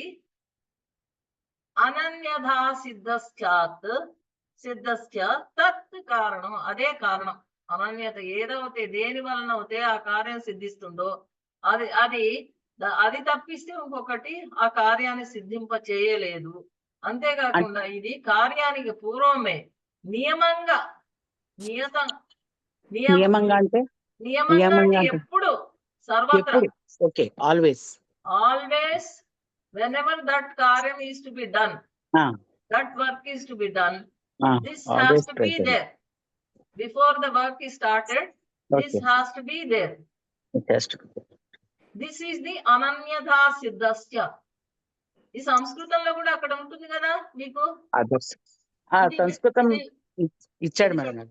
ఇది పెట్టుకోవాలి మీరు, ఇది గుర్తు పెట్టుకోవాలి. యస్య కార్యాత్ ఏదైతే కార్యాత్ పూర్వభావో నియతో అంటే నియమంగా తప్పకుండా నియతో అనన్యతా సిద్ధిశ్చ తత్ కారణం అదే కారణము అని అంటారు. దాన్నే కారణము అంటారు. మీరు కారణం అంటే ఏంటి అంటే ఇది రాయాలండి మనం. మీరు తిలల్లోంచినే నువ్వులను తీస్తామంటే తిలల్లోంచే నువ్వులను తీస్తాము, తిలలు కాని వాటిలో ఎవరిలోంచి తీలేము అన్నారు కదా. అన్నారు కదా, అదే విధంగా అది చదివాం కదా ఇంతకుముందు అదే ఇక్కడ. సాంఖ్యాలు చదివాం కదా. అలాగే ఏదైతే అనన్యతా సిద్ధం దాని నుంచి తప్పిస్తే ఇంకో దాని నుంచి రాదు, అది రాదు. అది అంతేకాకుండా అది కార్యానికి ముందే నూనె తీయక ముందే ఆ తిలలు ఉంటాయి, ఉండకపోతే రాదు కదా. దాంట్లో ముందే నూనె ఉంటాయి. కార్యాత్ పూర్వం భావో పూర్వమేవ అన్నమాట. పూర్వమేవ భవతి తస్యైవ భవతి నియతో భవతి అనన్యతా సిద్ధశ్చ తత్ కారణం. దాని నుంచి తప్పిస్తే ఇంకో దాని నుంచి మనము తీయలేము. ఈ తిల్లు అనేది తీసుకున్నారు కదా, తిల్ నుంచి తేలు ఎలా అవుతే తైలం నుంచి తైలం ఎటు నుంచి వస్తుంది, తిల్ నుంచే వస్తుంది, కానీ ఇదేదో గుండ్రాల నుంచి రాదు, లేదా ఎవల నుంచి రాదు, ఇంకా బియ్యం నుంచి రాదు, తండుల నుంచి రాదు. కాబట్టి మనము ఎల్లప్పుడు కూడా ఇది ఇటువంటి దాన్నే కారణము అంటారు అనేసి ఈ లైన్ బాగా గుర్తు పెట్టుకోవాలి. యస్య కార్యాత్ పూర్వభావో నియతో అనన్యతా సిద్ధస్య తత్ కారణం అని సాక్షాత్ కార్యంతో సంబంధం కలది. ఈ ఎగ్జాంపుల్ గుర్తు పెట్టుకుంటే ఇది మనకి ఇప్పుడు రాయటానికి అది మీకు బాగా ఈజీగా ఉంటుంది, మీకు చదివిందే కాబట్టి. ఇది ఇంకో విధంగా వేరొక రకంగా ఈ కార్యాన్ని సిద్ధించలేదు. అంతేకాకుండా సాక్షాత్ కార్యంతో సంబంధం కలది. ఈ కార్యంతో ఈ పనితోటి ఇది సంబంధం కలది. This work is to be done only through this, but not by any other substance. కాబట్టి ఇది అనన్యతా సిద్ధ తత్ కారణం. సాక్షాత్ కార్యంతో సంబంధం కలది కారణము. ఇక్కడ అనన్యతా సిద్ధం అనేటటువంటి విశేషణంగా తెలుసుకోవాలి. ఈ విశేషణాన్ని సరిగ్గా తెలుసుకోవాలి. అది ఇది ఇక్కడ సమాసం ఇచ్చాడు 9th తత్పురుషం. నా అన్యథా సిద్ధ అనన్యథా సిద్ధ అనే సమాసము. అంటే అన్యథా సిద్ధము కాదు అని అర్థం. అన్యథా సిద్ధాలు చాలా ఉంటాయి, అది కాదు. ఇప్పుడు కుండ కోసం అన్యథా సిద్ధాలని ఇక్కడ 5 ఇచ్చారు. కుండ తయారు చేయడానికి ఘటాన్ని తయారు చేయడాన్ని ఘట అనేటటువంటి కార్య ఉత్పత్తి ఘటము అనేటటువంటి ఉత్పత్తి చేయడానికి దానికి కావలసిన వస్తువులు ఏంటి, వాటికంటే ముందు ఏమేమి ఉన్నాయి. మట్టి అనేది అనన్యతా సిద్ధం. దాని తర్వాత అదే కాకుండా వేరే చక్రం ఉంటుంది, దాని తర్వాత దండం ఉంటుంది, దాని తర్వాత ఆకాశం ఎల్లవేళ ఎప్పుడు ఉంటుంది. అంటే శబ్దం ఉండాలి కదా, తిప్పుతున్నప్పుడు శబ్దం వస్తుంది. ఆ శబ్దానికి ఆకాశం ఎల్లప్పుడూ ఉంటుంది. అది ముందే ఉంటుంది. ఈ కార్యం మొదలు పెట్టక ముందే అది ఉంటుంది. అంతేకాకుండా ఆ కులాలుడు తండ్రి, ఎందుకంటే కులాలుడు కంటే ముందు ఆ తండ్రే అతడికి నేర్పిస్తాడు. కుండలు చేసేవాడికి ఆ తండ్రే కుండలు ఎలా చేయాలి అనేటటువంటి విషయాన్ని నేర్పించేది అతనే. అతను అక్కడ నుంచున్నా లేకపోయినా అతడు అంతకు ముందే ఉండి ఇతనికి నేర్పించాడు. అంతేకాకుండా ఏదైనా జంతువు, గాడిద లాంటి జంతువు, పూర్వం అంతా గాడిదలనే వాడేవాళ్ళు కదా ట్రాన్స్పోర్టేషన్ కోసం. కాబట్టి ఆ జంతువు అక్కడ ఉండొచ్చు. ఇవన్నీ కూడా అన్యథా సిద్ధాలు. కానీ అనన్యతా సిద్ధం అనేది ఒకటే ఉంది. అది లేకపోతే, ఆ మట్టి లేకపోతే గనక ఈ కుండ అనేది ఘటం అనేది తయారు కానే కాదు. అదే ఇక్కడ అన్యదా సిద్ధాలు 5 అని రాశాడు. ఆకాశం ఎందుకంటే ఆకాశం ఎల్లప్పుడూ ఉండేది, విభు పదార్థం అంటారు. ఆకాశము, భూమి, నీరు, నిప్పు, వాయువు, ఈ పదార్థాలని విభు అంటే ఎల్లవేళ ఉంటాయి, అన్ని చోట్ల వ్యాపించి ఉంటాయి. అవి లేకుండా ఎక్కడా లేదు. కాబట్టి అవి అది కూడా అన్యదా సిద్ధమే. ఆకాశం లేకుండా ఆ పని జరగదు. కానీ అది దీనికి కుండ తయారు చేయడానికి అవసరం కాదు. మెయిన్ది కారణం ఏంటంటే ఆ మృత్ అనేదే ముఖ్యమైన కారణం. అనన్యతా సిద్ధం. అన్యతా సిద్ధం అంటే వేరొక రకంగా సిద్ధించేది. ఇది 5 రకాలు. ఈ 5 రకాలు అన్యదా సిద్ధాల్లో ఏ ఒకటి కాకుండా కార్యానికి ముందు తప్పకుండా ఉండేది కారణము. ఈ 5 రకాలు కాకుండా కార్యం కంటే ముందు తప్పకుండా ఉండేదే కారణము. 5 అన్యదా సిద్ధాలను విశ్వనాథ పంచాననులు తమ కారకావళి గ్రంథానికి తామే వ్రాసిన ముక్తావళి అనే వ్యాఖ్యానాల్లో వివరించారు. ఏన సహ పూర్వభావ కారణమాదాయ వాయస్య అన్యం ప్రతి పూర్వభావే జ్ఞాతే యత్ పూర్వభావ విజ్ఞానం జనకం ప్రతి పూర్వవృత్తి తామ పరిజ్ఞాయ నా యస్య గృహ్యతే అతిరిక్తం అదాపి యద్భవేన్ నియత అవశ్యక పూర్వభావినః ఏతే పంచాన్యథా సిద్ధాః దండత్వాదిక మాదిమం ఘటాదౌ దండరూపాది ద్వితీయం అపి దర్శితం తృతీయంతు భావేద్యోమ కులాలజనకో అపరః పంచమో రాసభాది స్యాదేతేష్వాస్య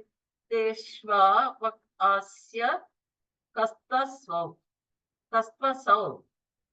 ఇక్కడ 5 ఇచ్చారు. దండకం అంటే ఆ కర్రతోటి తిప్పుతాడు చక్రాన్ని కులాలుడు. దండ రూపం, ఆ దండము తోటి దాని యొక్క రూపము ద్వితీయము. మూడవది కులాల వ్యోమం. వ్యోమం అంటే ఆకాశము. తర్వాత కులాల జనకో పరహ. పంచమో రాసభాది. తర్వాత 4వది కులాల జనకుడు. 5వది రాసభం అంటే గాడిద లాంటి ఏదో ఒక జంతువు అక్కడి నుంచి ఉంటుంది మొయ్యడానికి వాటికి. మొదటి అన్యదా సిద్ధం ఏన సహ పూర్వభావ అనే వాక్యంలో వివరించబడినది. ఒక కార్యం ఏర్పడడానికి ముందు తప్పక ఉన్నది అన్న కారణంలో ఉన్న ధర్మం. ఈ ధర్మం ఆ కార్యం ఏర్పడడానికి అన్యదా సిద్ధమే. తప్పకుండా ఇవన్నీ ఉండాలి. కానీ ఇది కాకుండా ఏది లేకపోతే అది పని జరగదు. అది అనన్యతా సిద్ధం. అదే కారణం. కుండం తయారు చేసేటప్పుడు చక్రం తిప్పడానికి కర్ర అవసరము. కర్ర అంటే దండంలో ఉండే ధర్మం, దండత్వం. కుండ తయారు కావడానికి తప్పక ముందు ఉండే దండంలో ఉండే దండత్వం అనే ధర్మము కుండని కావడానికి సాక్షాత్తుగా కాక దండం ద్వారా సంబంధం గలది. కాబట్టి అన్యదా సిద్ధం. ఇది సాక్షాత్తు ఇది కుండం తయారు చేయడానికి అవసరం లేదు. కానీ దండం అనేది ద్వారా ఈ దండం యొక్క ఆకారం అన్యదా సిద్ధం. రెండవ అన్యదా సిద్ధం కారణమాదాయ వాయస్య అన్న వాక్యంలో వివరించబడ్డది. సాక్షాత్తుగా కార్యంతో అన్వయ వ్యతిరేకాలు లేనిది మరియు తన కారణమైన దానితో అన్వయ వ్యతిరేకాలు గలది రెండవ అన్యదా సిద్ధము. కుండం తయారు చేయడానికి అవసరమయ్యే దండం కర్రలోని రూపం దీనికి ఉదాహరణ. కుండకు ఒక కారణము దండము. దానికి ఉన్న రంగు ఆ వస్తువు కుండ ఏర్పడడానికి ముందు ఉన్న సాక్షాత్తుగా కాక తనకు కారణమైన దండంతో సంబంధం కలది. కాబట్టి అన్యదా సిద్ధం. ఇది అర్థమైందండి. దండము తర్వాత దండము యొక్క రూపం. దండం యొక్క రూపం దండంతో అన్వయం కలిగి ఉన్నది. కానీ కుండతోటి ఏ విధమైన సంబంధము లేదు. కానీ అది అన్యదా సిద్ధం. ముందే ఉన్నది కుండ తయారవడానికి ముందు. మూడవ అన్యదా సిద్ధము అన్యం ప్రతి పూర్వభావే జ్ఞాతే యత్ పూర్వభావ విజ్ఞానం అన్న వాక్యంలో వివరింపబడ్డది. వేరే పదార్థానికి ముందు విధిగా ఉండేదని తెలిసిన తర్వాత వేరొక కార్యానికి ముందు ఉంటుందని తెలుసుకుంటే అది మూడవది. వేరే పదార్థానికి ముందు విధిగా ఉండేది, అన్నిట్లకి ముందు విధిగా ఉంటుంది. అలాగే కుండకి తయారు చేయడానికి ముందు కూడా విధిగా ఉంటుంది. అది ఆకాశం. ఉదాహరణ, ఆకాశం కుండ ఏర్పడడానికి అనిదా సిద్ధం. అది ఎలాగంటే ఆకాశం అనేది ప్రత్యక్షం కాదు, ఇది శబ్దానికి కారణం. ఇది ఉంటుంది కానీ అది శబ్దం మనకు కనపడదు. ఆకాశం అది శబ్దం అంటేనే ఆకాశం. శబ్దం వస్తుంది కదా చక్రం తిప్పుతుంటే, అది ఆకాశం కూడా ఉంటుంది శబ్దానికి కారణం. శబ్దానికి ముందు ఉండేది అని తెలిసిన తర్వాతనే కుండ ఏర్పడేటప్పుడు ఈ ఆకాశం ఉంటుంది అనేటువంటిది తెలుస్తుంది. అదేవిధంగా కార్యానికి కారణమై జనకం ప్రతి పూర్వవృత్తి తాం పరిజ్ఞాయ నా యస్య గృహ్యతే. ఒక కార్యానికి దానికి కారణమైనది ఆ కార్యానికి అనిదా సిద్ధం. ఒక కార్యానికి కారణం కులాలుడి ఈ పని చేయగలిగే స్థితికి రాగలిగాడంటే ఆ తండ్రి నేర్పడం వల్లే. కుండ ఏర్పడేటప్పుడు దాన్ని తయారు చేసే మన తండ్రికి కూడా తప్పక ముందు ఉంటాడు. కాబట్టి ఆ కార్యానికి కారణము అంటే కాదు, ఎందుకంటే అది తయారు చేయడానికి ముందు ఉన్నవాడని తెలిసిన తర్వాతనే తెలిసేది. కాబట్టి నాలుగవ అన్యదా సిద్ధం. కాబట్టి అతను అక్కడ లేకపోయినా అతను ముందు ఉండి ఇతనికి నేర్పించాడు కాబట్టి అది ఆయన కూడా అనేదా సిద్ధము. ఇక్కడ ఐదవది అతిరిక్త మథాపి యద్భవేన్ నియతావశ్యక పూర్వభావిన.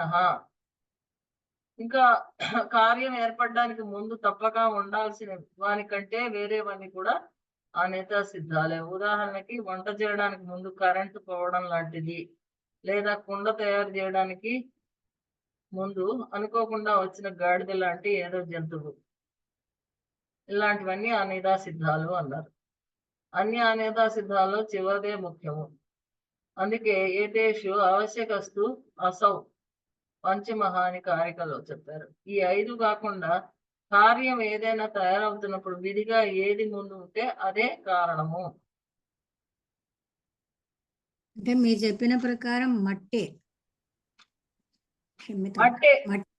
మట్టే అసలు కారణం మొదట పూర్వం ఉన్నది.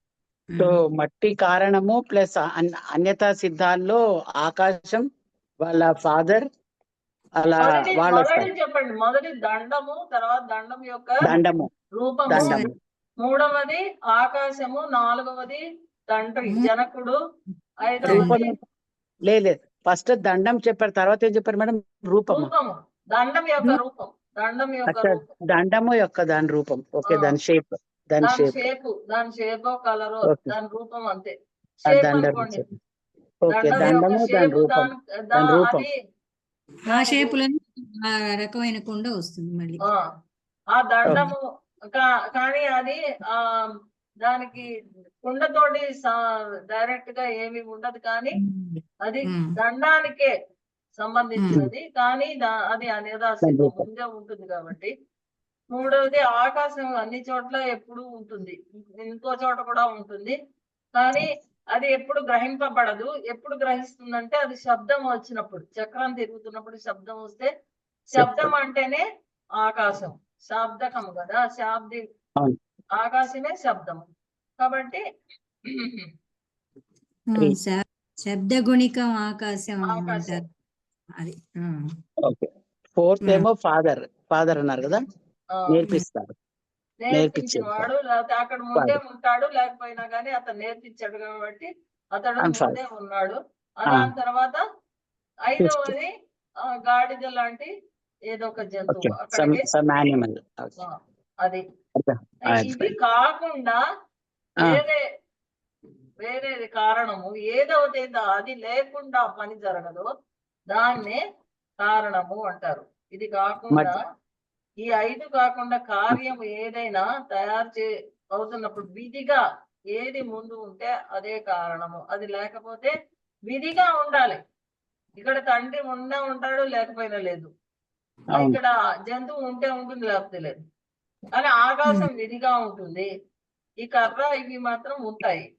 కానీ ఏ వస్తువు వల్ల, ఏ పదార్థం వల్ల ఈ వస్తువు తయారు అవలేదు, అవడానికే ఆవశ్యకమైన అత్యంత ఉత్కృష్టమైన ఆవశ్యకమైన పదార్థము, అదే కారణము అంటారు. మోస్ట్ ఇంపార్టెంట్ మట్టి. ఇది అర్థమైందండి. ప్రమ అంటే ఏంటి చెప్పండి. ప్రమా ఇస్ ద ఫైనల్ రిజల్ట్, ఏదైతే దాని నుంచి వస్తుందో అది ప్రమ. ప్రమ అంటే ఏంటి? యథార్థ అంటే జ్ఞానం. ప్రమాణ యథార్థ అనుభవ జ్ఞానం అనే దాన్ని ప్రమ రియల్ అంటారు. ప్రమాకరణం, ప్రమాణం. ప్రమాణం అంటే ఇక్కడ 4 రకాలైన ప్రమాణాలు ఇచ్చారు. ప్రత్యక్షము అవి, తర్వాత అనుమాన ప్రమాణం అనుమితి, తర్వాత ఉపమాన ప్రమాణం వల్ల ఉపమితి, తర్వాత శాబ్దిక ప్రమాణం వల్ల శాబ్దము ఇవి కలుగుతాయి అని ఇచ్చారు. ఇంతవరకు అర్థమైంది కదా. కారణం అంటే ఏంటి, కారణం అంటే ఏంటి? ఉపమితి ఇది ఏం చెప్పారు మేడం? ఉపమితి అంటే ఉపమానము. ఎగ్జాంపుల్ ఉపమానాన్ని ప్రమాణములో వచ్చేది ఉపమితి అనేది.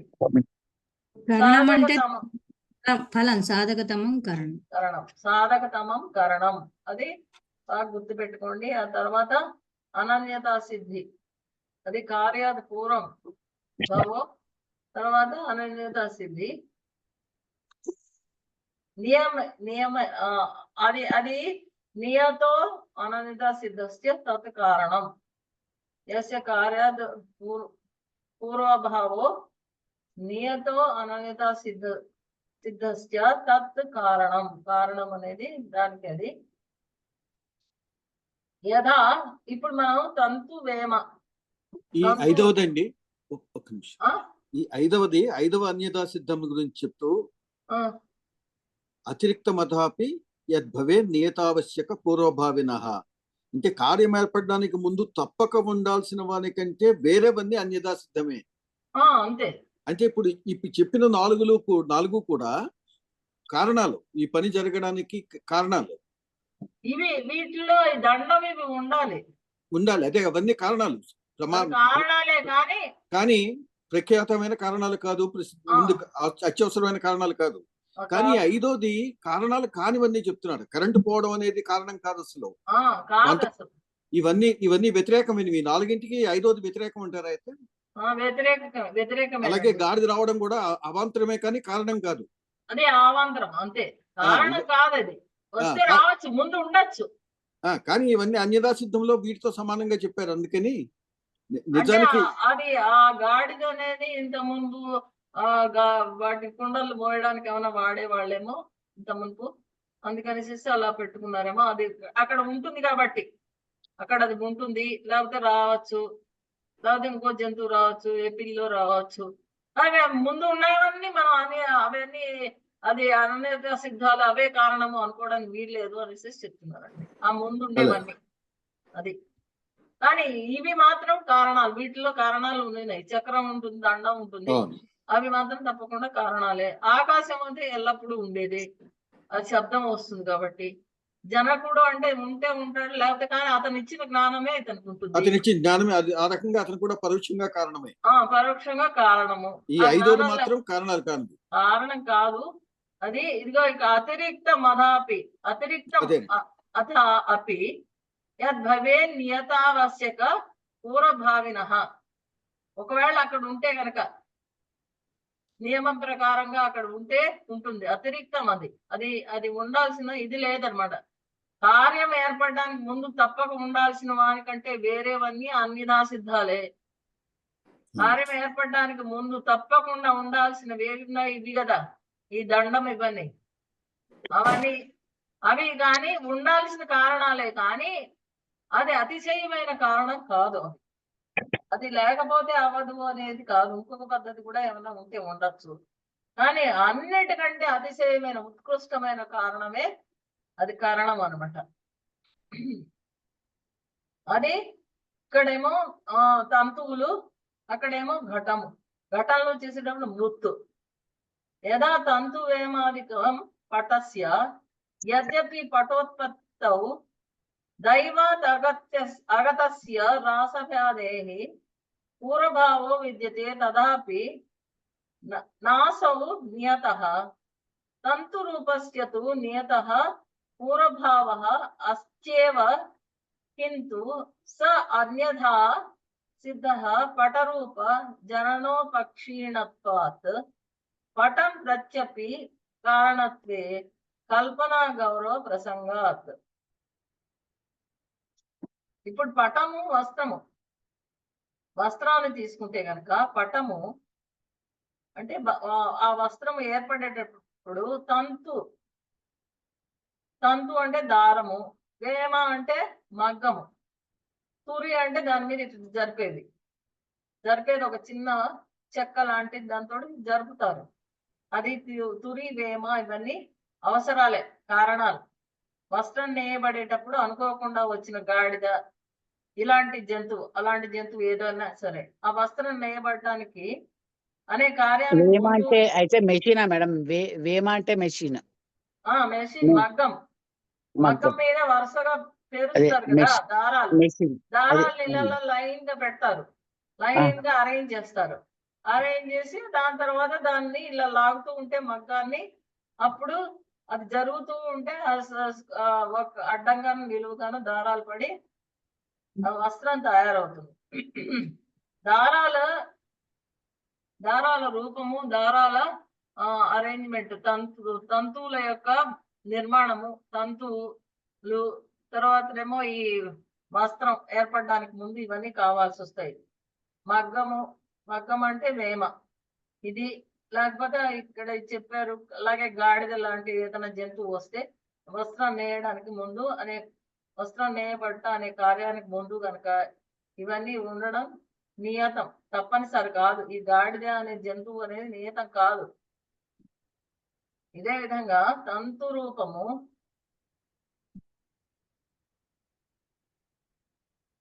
ఇవి కారణాలు ఏమేంటి? వస్త్రం ఏర్పడడానికి తంతు కారణము, వేమ అంటే మగ్గం కారణం. ఈ 3 కారణాలు. ఇప్పుడు తంతు, వేమ అండ్ థర్డ్ అది తురి అనేది ఇక్కడ ఇవ్వలేదు మనకి ఇచ్చింది వేమ ఇచ్చారు. పటము అంటే వస్త్రము లేక బట్ట ఏర్పడేటప్పుడు తంతు అంటే దారము, వేమ అంటే మగ్గము అనేవి ఈ విధంగా కారణాలు. తురి అంటే అరేంజ్మెంట్ అని చెప్పారు కదా మేడం, ఆ థ్రెడ్స్ అరేంజ్మెంట్, థ్రెడ్ అరేంజ్మెంట్ అవన్నీ కూడా కారణాలే. అవి తర్వాత డిస్కస్ చేద్దాం. ఇక్కడ ఏమీ రాయలేదు కదా, నెక్స్ట్ వస్తుంది మనకి. రంగు, దారాలని అరేంజ్మెంట్ అవన్నీ కూడా కారణాలే. ఈ కారణాలని 3 రకాలుగా విభజించారు. ఆ కారణాలు మనం నేర్చుకున్నాం. సమవాయ కారణం, అసమవాయ కారణము, తర్వాత ఇంకా నిమిత్త కారణం అని 3. ఆ కారణాలు ఏంటో అవి కొంచెం సేపు అవగానే మనకు తెలుస్తుంది. ఇప్పుడు మొదట ఇది చూద్దాము ఏమేమి ఉన్నాయో ఇప్పుడు అనిదా సిద్ధాల గురించి కూడా మాట్లాడుతున్నాడు అన్నమాట ఈయన. అనే కార్యానికి ముందు ఉన్న ఇలా ఉండడం నియతం, తప్పనిసరి కాదు. ఇదే విధంగా తంతు రూపం. ఇప్పుడు ఈ గాడిద అనేది జంతువు, ఏదో ఒక జంతువు వస్తే అది నియతం కాదు, తప్పనిసరి కాదు, నియతము కాదు, ఎల్లప్పుడూ రాదు. ఇదే విధంగా తంతు రూపము, దారాలకున్న రంగు వస్త్రం నేయబడే ముందు తప్పక ఉన్న ఇది అన్యదా సిద్ధం. దారాలకున్న రంగు ఆ వస్త్రము నేయంగానే దాని రంగు మారిపోతుంది, అది నశిస్తుంది. అది అన్యదా సిద్ధం. ఆ రంగు ఉన్నా లేకపోయినా, ఒకవేళ వేరే రంగుతో ఉన్నా లేకపోతే అసలు రంగు లేకుండా ఉన్నా కానీ ఆ బట్ట మాత్రం తయారవుతుంది, అన్యదా సిద్ధం. ఎందుకంటే దారాల రంగు విడిగా ఉన్నప్పుడు గ్రహింపబడ్డ బట్ట నేయబడినప్పుడు బట్టకు రూపాన్ని కలిగించి నశిస్తుంది. బట్టకు రూపాన్ని ఇవ్వగానే దాని రంగు నశించిపోతుంది అన్నమాట. విడిగా దారంగా ఉన్నప్పుడు ఉన్న రంగు బట్టలో కలిసిపోయినప్పుడు ఆ రంగు నశిస్తుంది, వేరే రంగుగా కనిపిస్తుంది. పోనీ దారాల రంగు బట్టకు కారణం అంటే అది అనేక అనవసరమైనటువంటి, ఇది అవసరం లేదు, ఆ రంగుతోటి చేయాల్సిన పని లేదు, దీన్ని అనేకమైన కల్పనలకు దారి తీస్తుంది, దీన్ని ఇది దోషంలాగా అనుకుంటారు అనమాట, దారి తీస్తుంది. కాబట్టి కారణం అంటే కార్యం కంటే ముందు తప్పక ఉండేది, వేరే రకంగా సిద్ధించనిది కూడా. కాబట్టి ఆ రంగు కూడా మనకి అవసరము, అది కూడా కారణము అనుకుంటే అది తప్పు, అది దోషాలకి దారి తీస్తుంది, కల్పనలకు దోషాలకి. కల్పన గౌరవము అంటారు, ఆ దోషం పేరు. అటువంటి దోషం వస్తుంది కాబట్టి ఆ రంగు అనేది, దారాల యొక్క రంగు అనేది కారణం కాదు, అది అన్యతా సిద్ధము. అదే విధంగా జంతువు ఏదన్నా అక్కడ ఉంటే అది కూడా అన్యతా సిద్ధము, అది కూడా కారణం కాదు. కారణము మనకు కేవలము అక్కడ దారము తర్వాత మగ్గము ఉన్నది, ఆ దారం అనేది ఒక విధమైన కారణము, మగ్గం అనేది ఇంకో విధమైన కారణము. వీటి గురించి మనం తర్వాత చదువుదాము. ఇక్కడ ఏంటి కార్యం అంటే ఏంటి, కారణం అంటే ఏంటి ఇక్కడ ఇచ్చారు. ఈ 2 లైన్లు బాగా గుర్తుపెట్టుకోండి. తేన అనన్యదా సిద్ధ నియత పూర్వభావిత్వం కారణత్వం. కాబట్టి ఏంటి అనన్యతా సిద్ధ నియత పూర్వభావిత్వం, పూర్వభావిత్వం కారణత్వం. అనన్యత సిద్ధ నియత పశ్చాద్భావిత్వం కార్యత్వం. కార్యత్వం అంటే ఏంటి, కారణత్వం అంటే ఏంటంటే అనన్యతా సిద్ధ నియతంగా, నియమంగా, తప్పనిసరిగా పూర్వభావిత్వం అనేది కారణత్వం. అనన్యతా సిద్ధ నియత పశ్చాద్భావిత్వం అనేది తప్పనిసరిగా తర్వాత వచ్చేటటువంటిది కార్యత్వం. పశ్చాత్ భావిత్వం కార్యత్వం. కాబట్టి వేరే రకంగా కార్యం సిద్ధించదు, ఈ కారణం ద్వారానే సిద్ధిస్తుంది. సిద్ధించకుండా కార్యం కంటే ముందు తప్పకుండా ఉండేది కారణం, అలాగే వేరే రకంగా సిద్ధించకుండా ఆ కారణం తర్వాత తప్పకుండా ఉండేది కార్యము. కార్యంతో అన్వయ వ్యాప్తి, వ్యతిరేక వ్యాప్తి గలది కారణం అని బౌద్ధులు మీమాంసకులు అన్నారు. ఈ కారణం అనేది కార్యంతో అన్వయ వ్యాప్తి ఉన్నది, కానీ వ్యతిరేక వ్యాప్తి కూడా అంటున్నారు బౌద్ధులు తర్వాత మీమాంసకులు. అలా ఎలా అవుతుంది, కుదరదు అనేసి ఇక్కడ వివరిస్తున్నాడు గ్రంథకర్త. ఇక్కడ వివరిస్తున్నాడు వ్యతిరేక వ్యాప్తి అనేది ఉండదు, అన్వయ వ్యాప్తి అంటే అన్వయంతో కలిసి ఉన్నాయి అవి, కార్యము కారణము, కానీ వ్యతిరేకం కాదు అని. ఎత్తు కశ్చిదాహ కార్యానుకృతాన్ అన్వయ వ్యతిరేకి కారణం ఇది తదయుక్తం. నిత్య విభూనాం కాలతో దేశతస్య వ్యతిరేక అసంభవేన అకారణత్వ ప్రసంగాత్. కార్యము ఎత్తు కశ్చిదాహ, కొంతమంది అన్న కార్యానుకృతాన్వయ వ్యతిరేకి, కార్యానికి కృతం చేసి అన్వయం తోటి ఉన్నది, అలాగే వ్యతిరేకంగా కూడా ఉన్నది అనేది కారణము అంటున్నారు అని ఈ బౌద్ధులు మీమాంసకులు అంటున్నారు. కానీ నిత్య విభువులు అనేసి ఉన్నాయి. అవి ఏంటంటే మనకి ఇందాక మనకు అనుకున్నాం, ఆకాశం, వాయువు, ఇవన్నీ కూడా, భూమి, ఇది నిప్పు, ఇవన్నీ నిత్య విభువులు అంటే ఎల్లప్పుడూ ఉంటాయి. అవి ఎల్లప్పుడూ ఉంటాయి, అవి కారణాలే, అవి అన్వయము కానీ వ్యతిరేకం కాదు అని. ఎందుకంటే అవి అన్ని చోట్ల ఉంటాయి, తప్పకుండా ఉంటాయి. దానికి ఒక ఎగ్జాంపుల్ ఈ పుస్తకంలో ఇందాక ఇచ్చారనమాట. ఇప్పుడు ఆ పుస్తకము, ఒక పుస్తకము ఉన్న చోట దేశము, తర్వాత కాలము, తర్వాత దిక్కు, తర్వాత ఆకాశము ఉన్నాయి. పుస్తకం లేకపోతే ఆకాశము ఇవన్నీ లేవా? అలాంటిది ఏం లేదు, అది వ్యతిరేకం, అటువంటిది ఉండదు. ఇంకా వేరే ఎగ్జాంపుల్ ఇక్కడ ఇచ్చారు, అది చూద్దాం ఫస్ట్. అది సరైనది కాదు, ఎందుకంటే నిత్యం మరియు విభు ద్రవ్యాలు, ఆకాశం మొదలైనవి అనమాట, వాటి కాలం ప్రకారం కానీ దేశం ప్రకారం కానీ వ్యతిరేక వ్యాప్తి అనేది కుదరదు. వాటికి వ్యతిరేకంగా అసలు వ్యాప్తి అనేది ఉండదు. అంటే అవి ఉండవు అనేది లేదు, ఎప్పుడూ ఉంటాయి. అందువల్ల అవి కారణం కాకుండా పోవాల్సి వస్తుంది. వాళ్ళ ప్రకారం కనుక ఈ కారణము అనేది అన్వయ వ్యాప్తి, అన్వయ తర్వాత వ్యతిరేక కారణాలు ఇవి ఉన్నాయి. కారణానికి ఉన్నాయి అంటే అన్వయము తర్వాత వ్యతిరేకము రెండు ఉన్నాయి అంటే వ్యాప్తి కలవి, జ్ఞానం కలవి అంటే అది తప్పు. కేవలము అన్వయమే, ఇది వ్యతిరేకము ఉండదు కారణానికి అనేసి దానికి ఎగ్జాంపుల్ గా నిత్య విభువులు తప్పకుండా ఉంటాయి కదా, అవి అన్వయం మాత్రమే, అది వ్యతిరేకం అనేది కాదు. వ్యతిరేకం అంటే అది లేకపోవడం. ఇప్పుడు అన్వయం అంటే తత్సత్వే తత్సత్వ అన్వయ అనే వివరణ ప్రకారం ఒకటి ఉంటే మరొకటి ఉంటుంది. వ్యతిరేకం అంటే తదభావే తదభావో వ్యతిరేక. ఒకటి లేకపోతే తత్ అభావే తదభావో వ్యతిరేక అనే వివరణ ప్రకారం ఒకటి లేకపోతే ఇంకోటి ఉండదు. క్లాత్ ఉంటే థ్రెడ్ ఉంటుంది, అది థ్రెడ్ లేకపోవటం ఉండదు, అంతే. ఎత్ర ఎత్ర ధూమ తత్ర తత్ర అగ్నిః అని అంటారు కదా. అది సహచర్యం, ఆ, అది సహచర్య నియమం. సహచర్యం. అది ఎల్లప్పుడూ అలా, అది నియమం, సహచర్య నియమం. ఇక్కడ నిప్పు ఉన్న చోట ఎగ్జాంపుల్ చూడండి, నిప్పు ఉన్న చోట వేడి ఉంటుంది, అన్వయం, అది కరెక్టే. వేడి ఉన్న చోట నిప్పు ఉంటుంది, అది ఎలాగా? వేడి ఉన్న చోట అన్ని చోట్ల నిప్పు ఎలా ఉంటుంది? ఇంకేదైనా కారణం కావచ్చు. ఇంకేదైనా కారణం ఉంటుంది. సూర్యుడు ఉండొచ్చు, కారణం కావచ్చు, వేడి నీళ్ళు ఉండొచ్చు, అదే నిప్పు అవ్వక్కర్లేదు.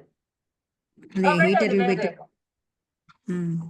కాబట్టి వ్యతిరేక వ్యాప్తి అనేది తప్పు వాళ్ళు చెప్తున్నది అనేసి, కారణం ఉంటే కనుక అది అనన్యదా సిద్ధం. ఆ కారణము వల్ల వచ్చిన కార్యము, అదే కార్యము కారణము రెండు కూడా అన్వయమే, వ్యతిరేకం కాదు. అంటే ఇంకో విధంగా కూడా తయారవుతాయి అని వాళ్ళు అంటున్నారు.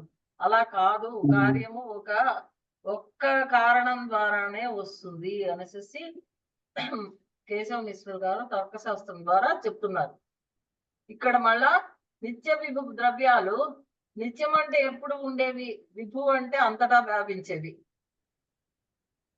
సర్వమూర్త ద్రవ్య సంయోగత్వం అంటే న్యాయబోధిని ప్రకారం మూర్త ద్రవ్యాలతో, ఈ ద్రవ్యాలతో కలిసినవి ఏంటవి? నిత్య విభు ద్రవ్యాలు ఏమేంటి? భూమి, నీరు, నిప్పు, వాయువు అన్ని నాలుగింట్లతోటి కలిసి ఉన్నటువంటివి. ఇవి కలిసి ఆకాశము, కాలము, దిక్కు, ఆత్మ, మనస్సు, వీటితో ఈశ్వరుని జ్ఞానము, కర్మ, ఇచ్ఛ అనేవి జాతి భేదము, సంవాయము, అన్యోన్య అభావము, తర్వాత అత్యంత భావము, నిత్య ద్రవ్యాలు. ఇవి ఎల్లప్పుడూ అన్యోన్య అభావం అవుతుంది. అన్యోన్యాభావము అంటే అభావం అవుతుంది. తర్వాత ఇవన్నీ కూడా ఇవి కాబట్టి వ్యతిరేకము అనేది ఉండదు. కేవలము అక్కడ కారణానికి కార్యానికి అన్వయమే ఉంటుంది అనేసి తర్కం ప్రకారం చెప్తున్నారు అనమాట. ఉత్పన్నమైన ప్రతి వస్తువు, కాలము, దిక్కు, ఈశ్వరుడు అనే మూడు సాధారణ కారణాలుగా గ్రహింపబడతాయి. ఈ మూడు ప్రతి కార్యానికి ముందు తప్పకుండా ఉంటాయి. వేరొక రకంగా కార్యం సిద్ధించదు కాబట్టి ఇవి సాధారణ కారణాలు. ఇవి సాధారణ కారణాలు, అదేమో అత్యంత అనన్యదా సిద్ధ కారణం. అది సాధకతమం కారణం. అది అనన్యదా సిద్ధ పూర్వభావ, నియత పూర్వభావో ఉండేటటువంటి కారణం అది. ఇవేమో సాధారణ కారణాలు, ఇవి తప్పకుండా ఉంటాయి, ఎక్కడన్నా ఉంటాయి. ఇవి ఈ నిప్పు, ఇవన్నీ విభు ద్రవ్యాలు, భూమి, నీరు, నిప్పు, వాయువు, ఇవన్నీ. అంటే మనం పంచభూతాలు అన్నిటిలో ఉన్నాయి కదా, మనిషిలోనూ ఉన్నాయి, జంతువుల్లోనూ ఉన్నాయి. అందుకే ఇవన్నీ పరమాణువులో ఉన్నాయి, ఆకాశం, కాలంలో ఉన్నాయి, దిక్కులో ఉన్నాయి, ఆత్మలో ఉన్నది, మనస్సులో ఉన్నది, ఈశ్వరునిలో ఉంది. ఈశ్వరుని జ్ఞానం, కర్మ, ఇచ్ఛ, ఇవన్నిటిలో కూడా ఇవి ఉన్నాయి పంచమహాభూతాలు పంచభూతాలు అని అంటున్నారు అన్నమాట. ఇవన్నీ సూక్ష్మభూతాలు. ఏవి సూక్ష్మభూతాలు అంటారు? మనస్సు, ఆత్మ, ఇవన్నీ జ్ఞానము, కర్మ, ఇచ్చ వీటిల్లో ఉండేవన్నీ ఇవన్నీ కూడా సూక్ష్మభూతాలు. ఇవన్నీ స్థూల భూతాలు అంటే ఇవన్నీ ఆకాశము, ఇవన్నీ పంచభూతం, పంచమహాభూతాలు. అవన్నీ మీరు తర్వాత చదువుకుంటారు. ఇప్పుడు అయితే మన అంత అవన్నీ డీప్ గా అక్కర్లేదు. కేవలం అది నిత్య విభూ పదార్థాలు, ద్రవ్యాలని తెలుసుకుంటే చాలు. తర్వాత మీరు ఇంకా చదువుతారు కదా, అప్పుడు యోగా శాస్త్రము వాటిల్లో తెలుస్తుంది మీకు. ప్రస్తుత లక్షణంలో ప్రతి కార్యానికి సాధారణ కార్యాలైనటువంటి కాలము, దిక్కు అనే వానికి కార్యంతో అన్వయమే కుదురుతుంది, కానీ వ్యతిరేకం మాత్రం కుదరదు. ఎప్పుడు అవి ఉంటాయి కాబట్టి అవి అన్వయమే. పుస్తకం అనే కార్యాన్ని తీసుకుంటే ఇక్కడ ఇచ్చారు చూడండి, ఎక్కడ కాలము, దిక్కు ఉంటాయి అక్కడ పుస్తకం ఉంటుంది. ఇది అన్వయ వ్యాప్తి, సరిపోతుంది. కానీ ఎక్కడ పుస్తకము లేదో అక్కడ కాలము, దిక్కు లేవు అంటే పుస్తకం లేకపోతే కాలము, దిక్కు ఉండకుండా పోదు కదా, అది వ్యతిరేకం. కాబట్టి అలాంటిది కుదరదు. ఏ పదార్థం తయారైనా ఏదో ఒక కాలంలో, దిక్కులో తయారవలసిందే. కాబట్టి కార్యం చేత అనుసరింపబడే అన్వయ వ్యాప్తిని, వ్యతిరేక వ్యాప్తిని కూడా కలది కారణమని ఇతరులు చెప్పిన లక్షణం తప్పు. ఈ కారణానికి అన్వయ వ్యాప్తి, వ్యతిరేక వ్యాప్తి రెండు ఉన్నాయంటే అది తప్పు. అనన్యతా సిద్ధ నియత పూర్వభావి కారణం అన్న లక్షణమేవ యుక్తం. ఇది ఒక్కటే బాగా మనం గుర్తుపెట్టుకోవాలి. అనన్యతా సిద్ధ నియత పూర్వభావి కారణం అన్న లక్షణమే యుక్తం అని కేశవ మిశ్రుడు లక్షణాన్ని. కారణం యొక్క లక్షణం ఏంటంటే ఇది అనన్యతా సిద్ధ నియత పూర్వభావి. అది అండర్లైన్ చేసుకోండి, కారణం యొక్క లక్షణం. ఇప్పుడు నేను ఇంతవరకు చెప్తాను, తర్వాత ఆపేస్తాను. 1 గంట అవుతున్నది కదా. ఒక ఈ 3 కారణాల పేర్లు ఒక్కటే చదువుకుందాం. సత్య కారణం త్రివిధం. రేపు దీన్ని మళ్ళా చూద్దాం. సత్య కారణం. ఇంతవరకు మన కారణం గురించి తెలిసింది కదండి, అనన్య సిద్ధ పూర్వభావిత్వం కారణం అన్నమాట. నియత పూర్వభావిత్వం అనేది దాని యొక్క లక్షణం. కారణం యొక్క ధర్మము, లక్షణం. మన లక్షణం అనేది తెలుసుకోవాలి కదా. ఇప్పుడు పరీక్ష అనేది చదువుతాం అన్నమాట. పరీక్ష అంటే వాటికి ఉన్న ప్రమాణాలు ఏంటి, ఆ కారణాలకి వాటికి అవన్నీ మనం చదువుతాము. ఇప్పుడు కారణములు ఎన్ని రకములు అనేవి చదువుతున్నాం అన్నమాట. త్రివిధం. సత్య కారణం త్రివిధం, సమవాయి, అసమవాయి, నిమిత్త భేదాత్. ఈ 3 రకాలు: సమవాయ కారణము, అసమవాయ కారణము, నిమిత్త కారణము. తత్ర యత్ సమవేతం కార్యం ఉత్పద్యతే తత్ సమవాయ కారణం. యదా తంతవః పటస్య సమవాయ కారణం. తంతుష్వేవ పటః సమవేత జాయతే న తుల్యాదిషు. సమవాయి, అసమవాయి, తర్వాత నిమిత్తము అనే 3 కారణాలు ఉన్నాయి. ఇందులో ఈ 3 విధాలు. వీటిలో సమవాయ కారణం ఏంటంటే కార్యంతో విడవకుండా ముడిపడి ఉంటుంది ఇది, ఆ కార్యంతో. ఇప్పుడు తంతువులు, పటము. తంతువులు అంటే దారములు, పటం అంటే వస్త్రము. ఇవి 2 సమవాయ కారణం. ఈ తంతువులు లేకపోతే పటం లేదు కదా, ఇది విడవకుండా ఉంటుంది. తంతువు నాశనం అవుతే పటం నాశనం అవుతుంది. ఇది సమవాయ కారణం.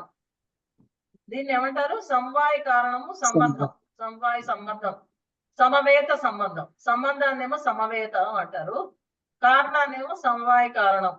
ఎందువల్ల ఇవి కలిసి ఉన్నాయంటే ఇవి ఎప్పటికీ కలిసే ఉంటాయి. ఒకటి నాశనం అవుతే అప్పుడు ఇంకోటి నాశనం అవుతుంది. దేన్ని అయితే ఆశ్రయించిందో, ఈ గుడ్డ తంతువు మీదే ఆశ్రయించుకుంది. కాబట్టి ఈ తంతువు గనక నాశనం అవుతే, ఇది ఈ వినశ్య స్థితికి వస్తే గనక అప్పుడు ఈ గుడ్డ, పట్ట లేకపోతే ఈ వస్త్రం, ఈ పట్టము, ఇది కూడా విరస్య దశకి వస్తుంది. సమవేతం చెప్పారు సమవేతం అంటే సంబంధం. సంబంధం. సమవాయి అనేది కారణం. ఈ సమవాయి కారణం చేత ఇవి రెండు కలిసి ఉన్నాయి, తంతువు పటము. దీనితో కలిసి మాత్రమే కార్యం ఉత్పన్నం అవుతుంది. ఈ కారణం అంటే ఈ సమవాయ కారణం అంటే కార్యంతో విడవకుండా ఉంటుంది. ఇది ఈ కారణము కార్యము విడవకుండా ఉంటుంది. అంతేకాకుండా దీనితో మాత్రమే కార్యము ఉత్పన్నం అవుతుంది. ఉదాహరణకి ఏదన్నా బట్ట తయారైనప్పుడు దారము దానికి సమవాయ కారణం. బట్టకి దారము సమవాయ కారణం. ఎందుకంటే దారము విడిపడకుండా ఉంటుంది కాబట్టి ఆ పట్టం ఏర్పడుతుంది. అంతేకాని మగ్గము మొదలైన వాటితోటి ఏర్పడదు. ఇక్కడ ఆపేద్దామండి. సరే. ఇన్సెపరబుల్ ఏమో సమవాయి కారణం, అది క్లాత్ కంపల్సరీ ఉంటుంది. అసమవాయి అంటే ఇది షటిల్ లో ఉండదు అని అంటున్నాడు, ఆ మెషిన్ లో ఉండదు దారము అంటున్నాడు. ఆ తర్వాత చెప్తాను. అసమవాయ కారణం అంటే ఇప్పుడు దారాని రంగుకి అది సమవాయ కారణము. దారంలో ఉన్న రంగుకి ఈ పటానికి అసమవాయ కారణం. అంటే అసమవాయ కారణం ఉంటుంది కానీ అది దీంతో డైరెక్ట్ గా రిలేట్ అయ్యి ఉండదు. Colour is not related, colour same ఉండదు, కలర్ దారంతో సమవాయ కారణం, క్లాత్ తోటి కాదు. క్లాత్. ఈ సమవాయి అసమవాయి రేపు ఒకసారి చెప్పుకున్నాము. రేపు మళ్ళా చెప్తానండి. ఇప్పుడు మా శాంతి మంత్రం ఎవరైనా చదువుతారా? నేనే చదివేదా? చదువుతాను. చదవండి. సర్వే భవంతు సుఖినః, సర్వే సంతు నిరామయాః, సర్వే భద్రాణి పశ్యంతు, మా కశ్చిత్ దుఃఖభాగ్ భవేత్. ఓం శాంతి శాంతి శాంతి. ధన్యవాదాలండి. చాలా ధన్యవాదాలు మేడం. Thank you. బాగా ఓకే అండి.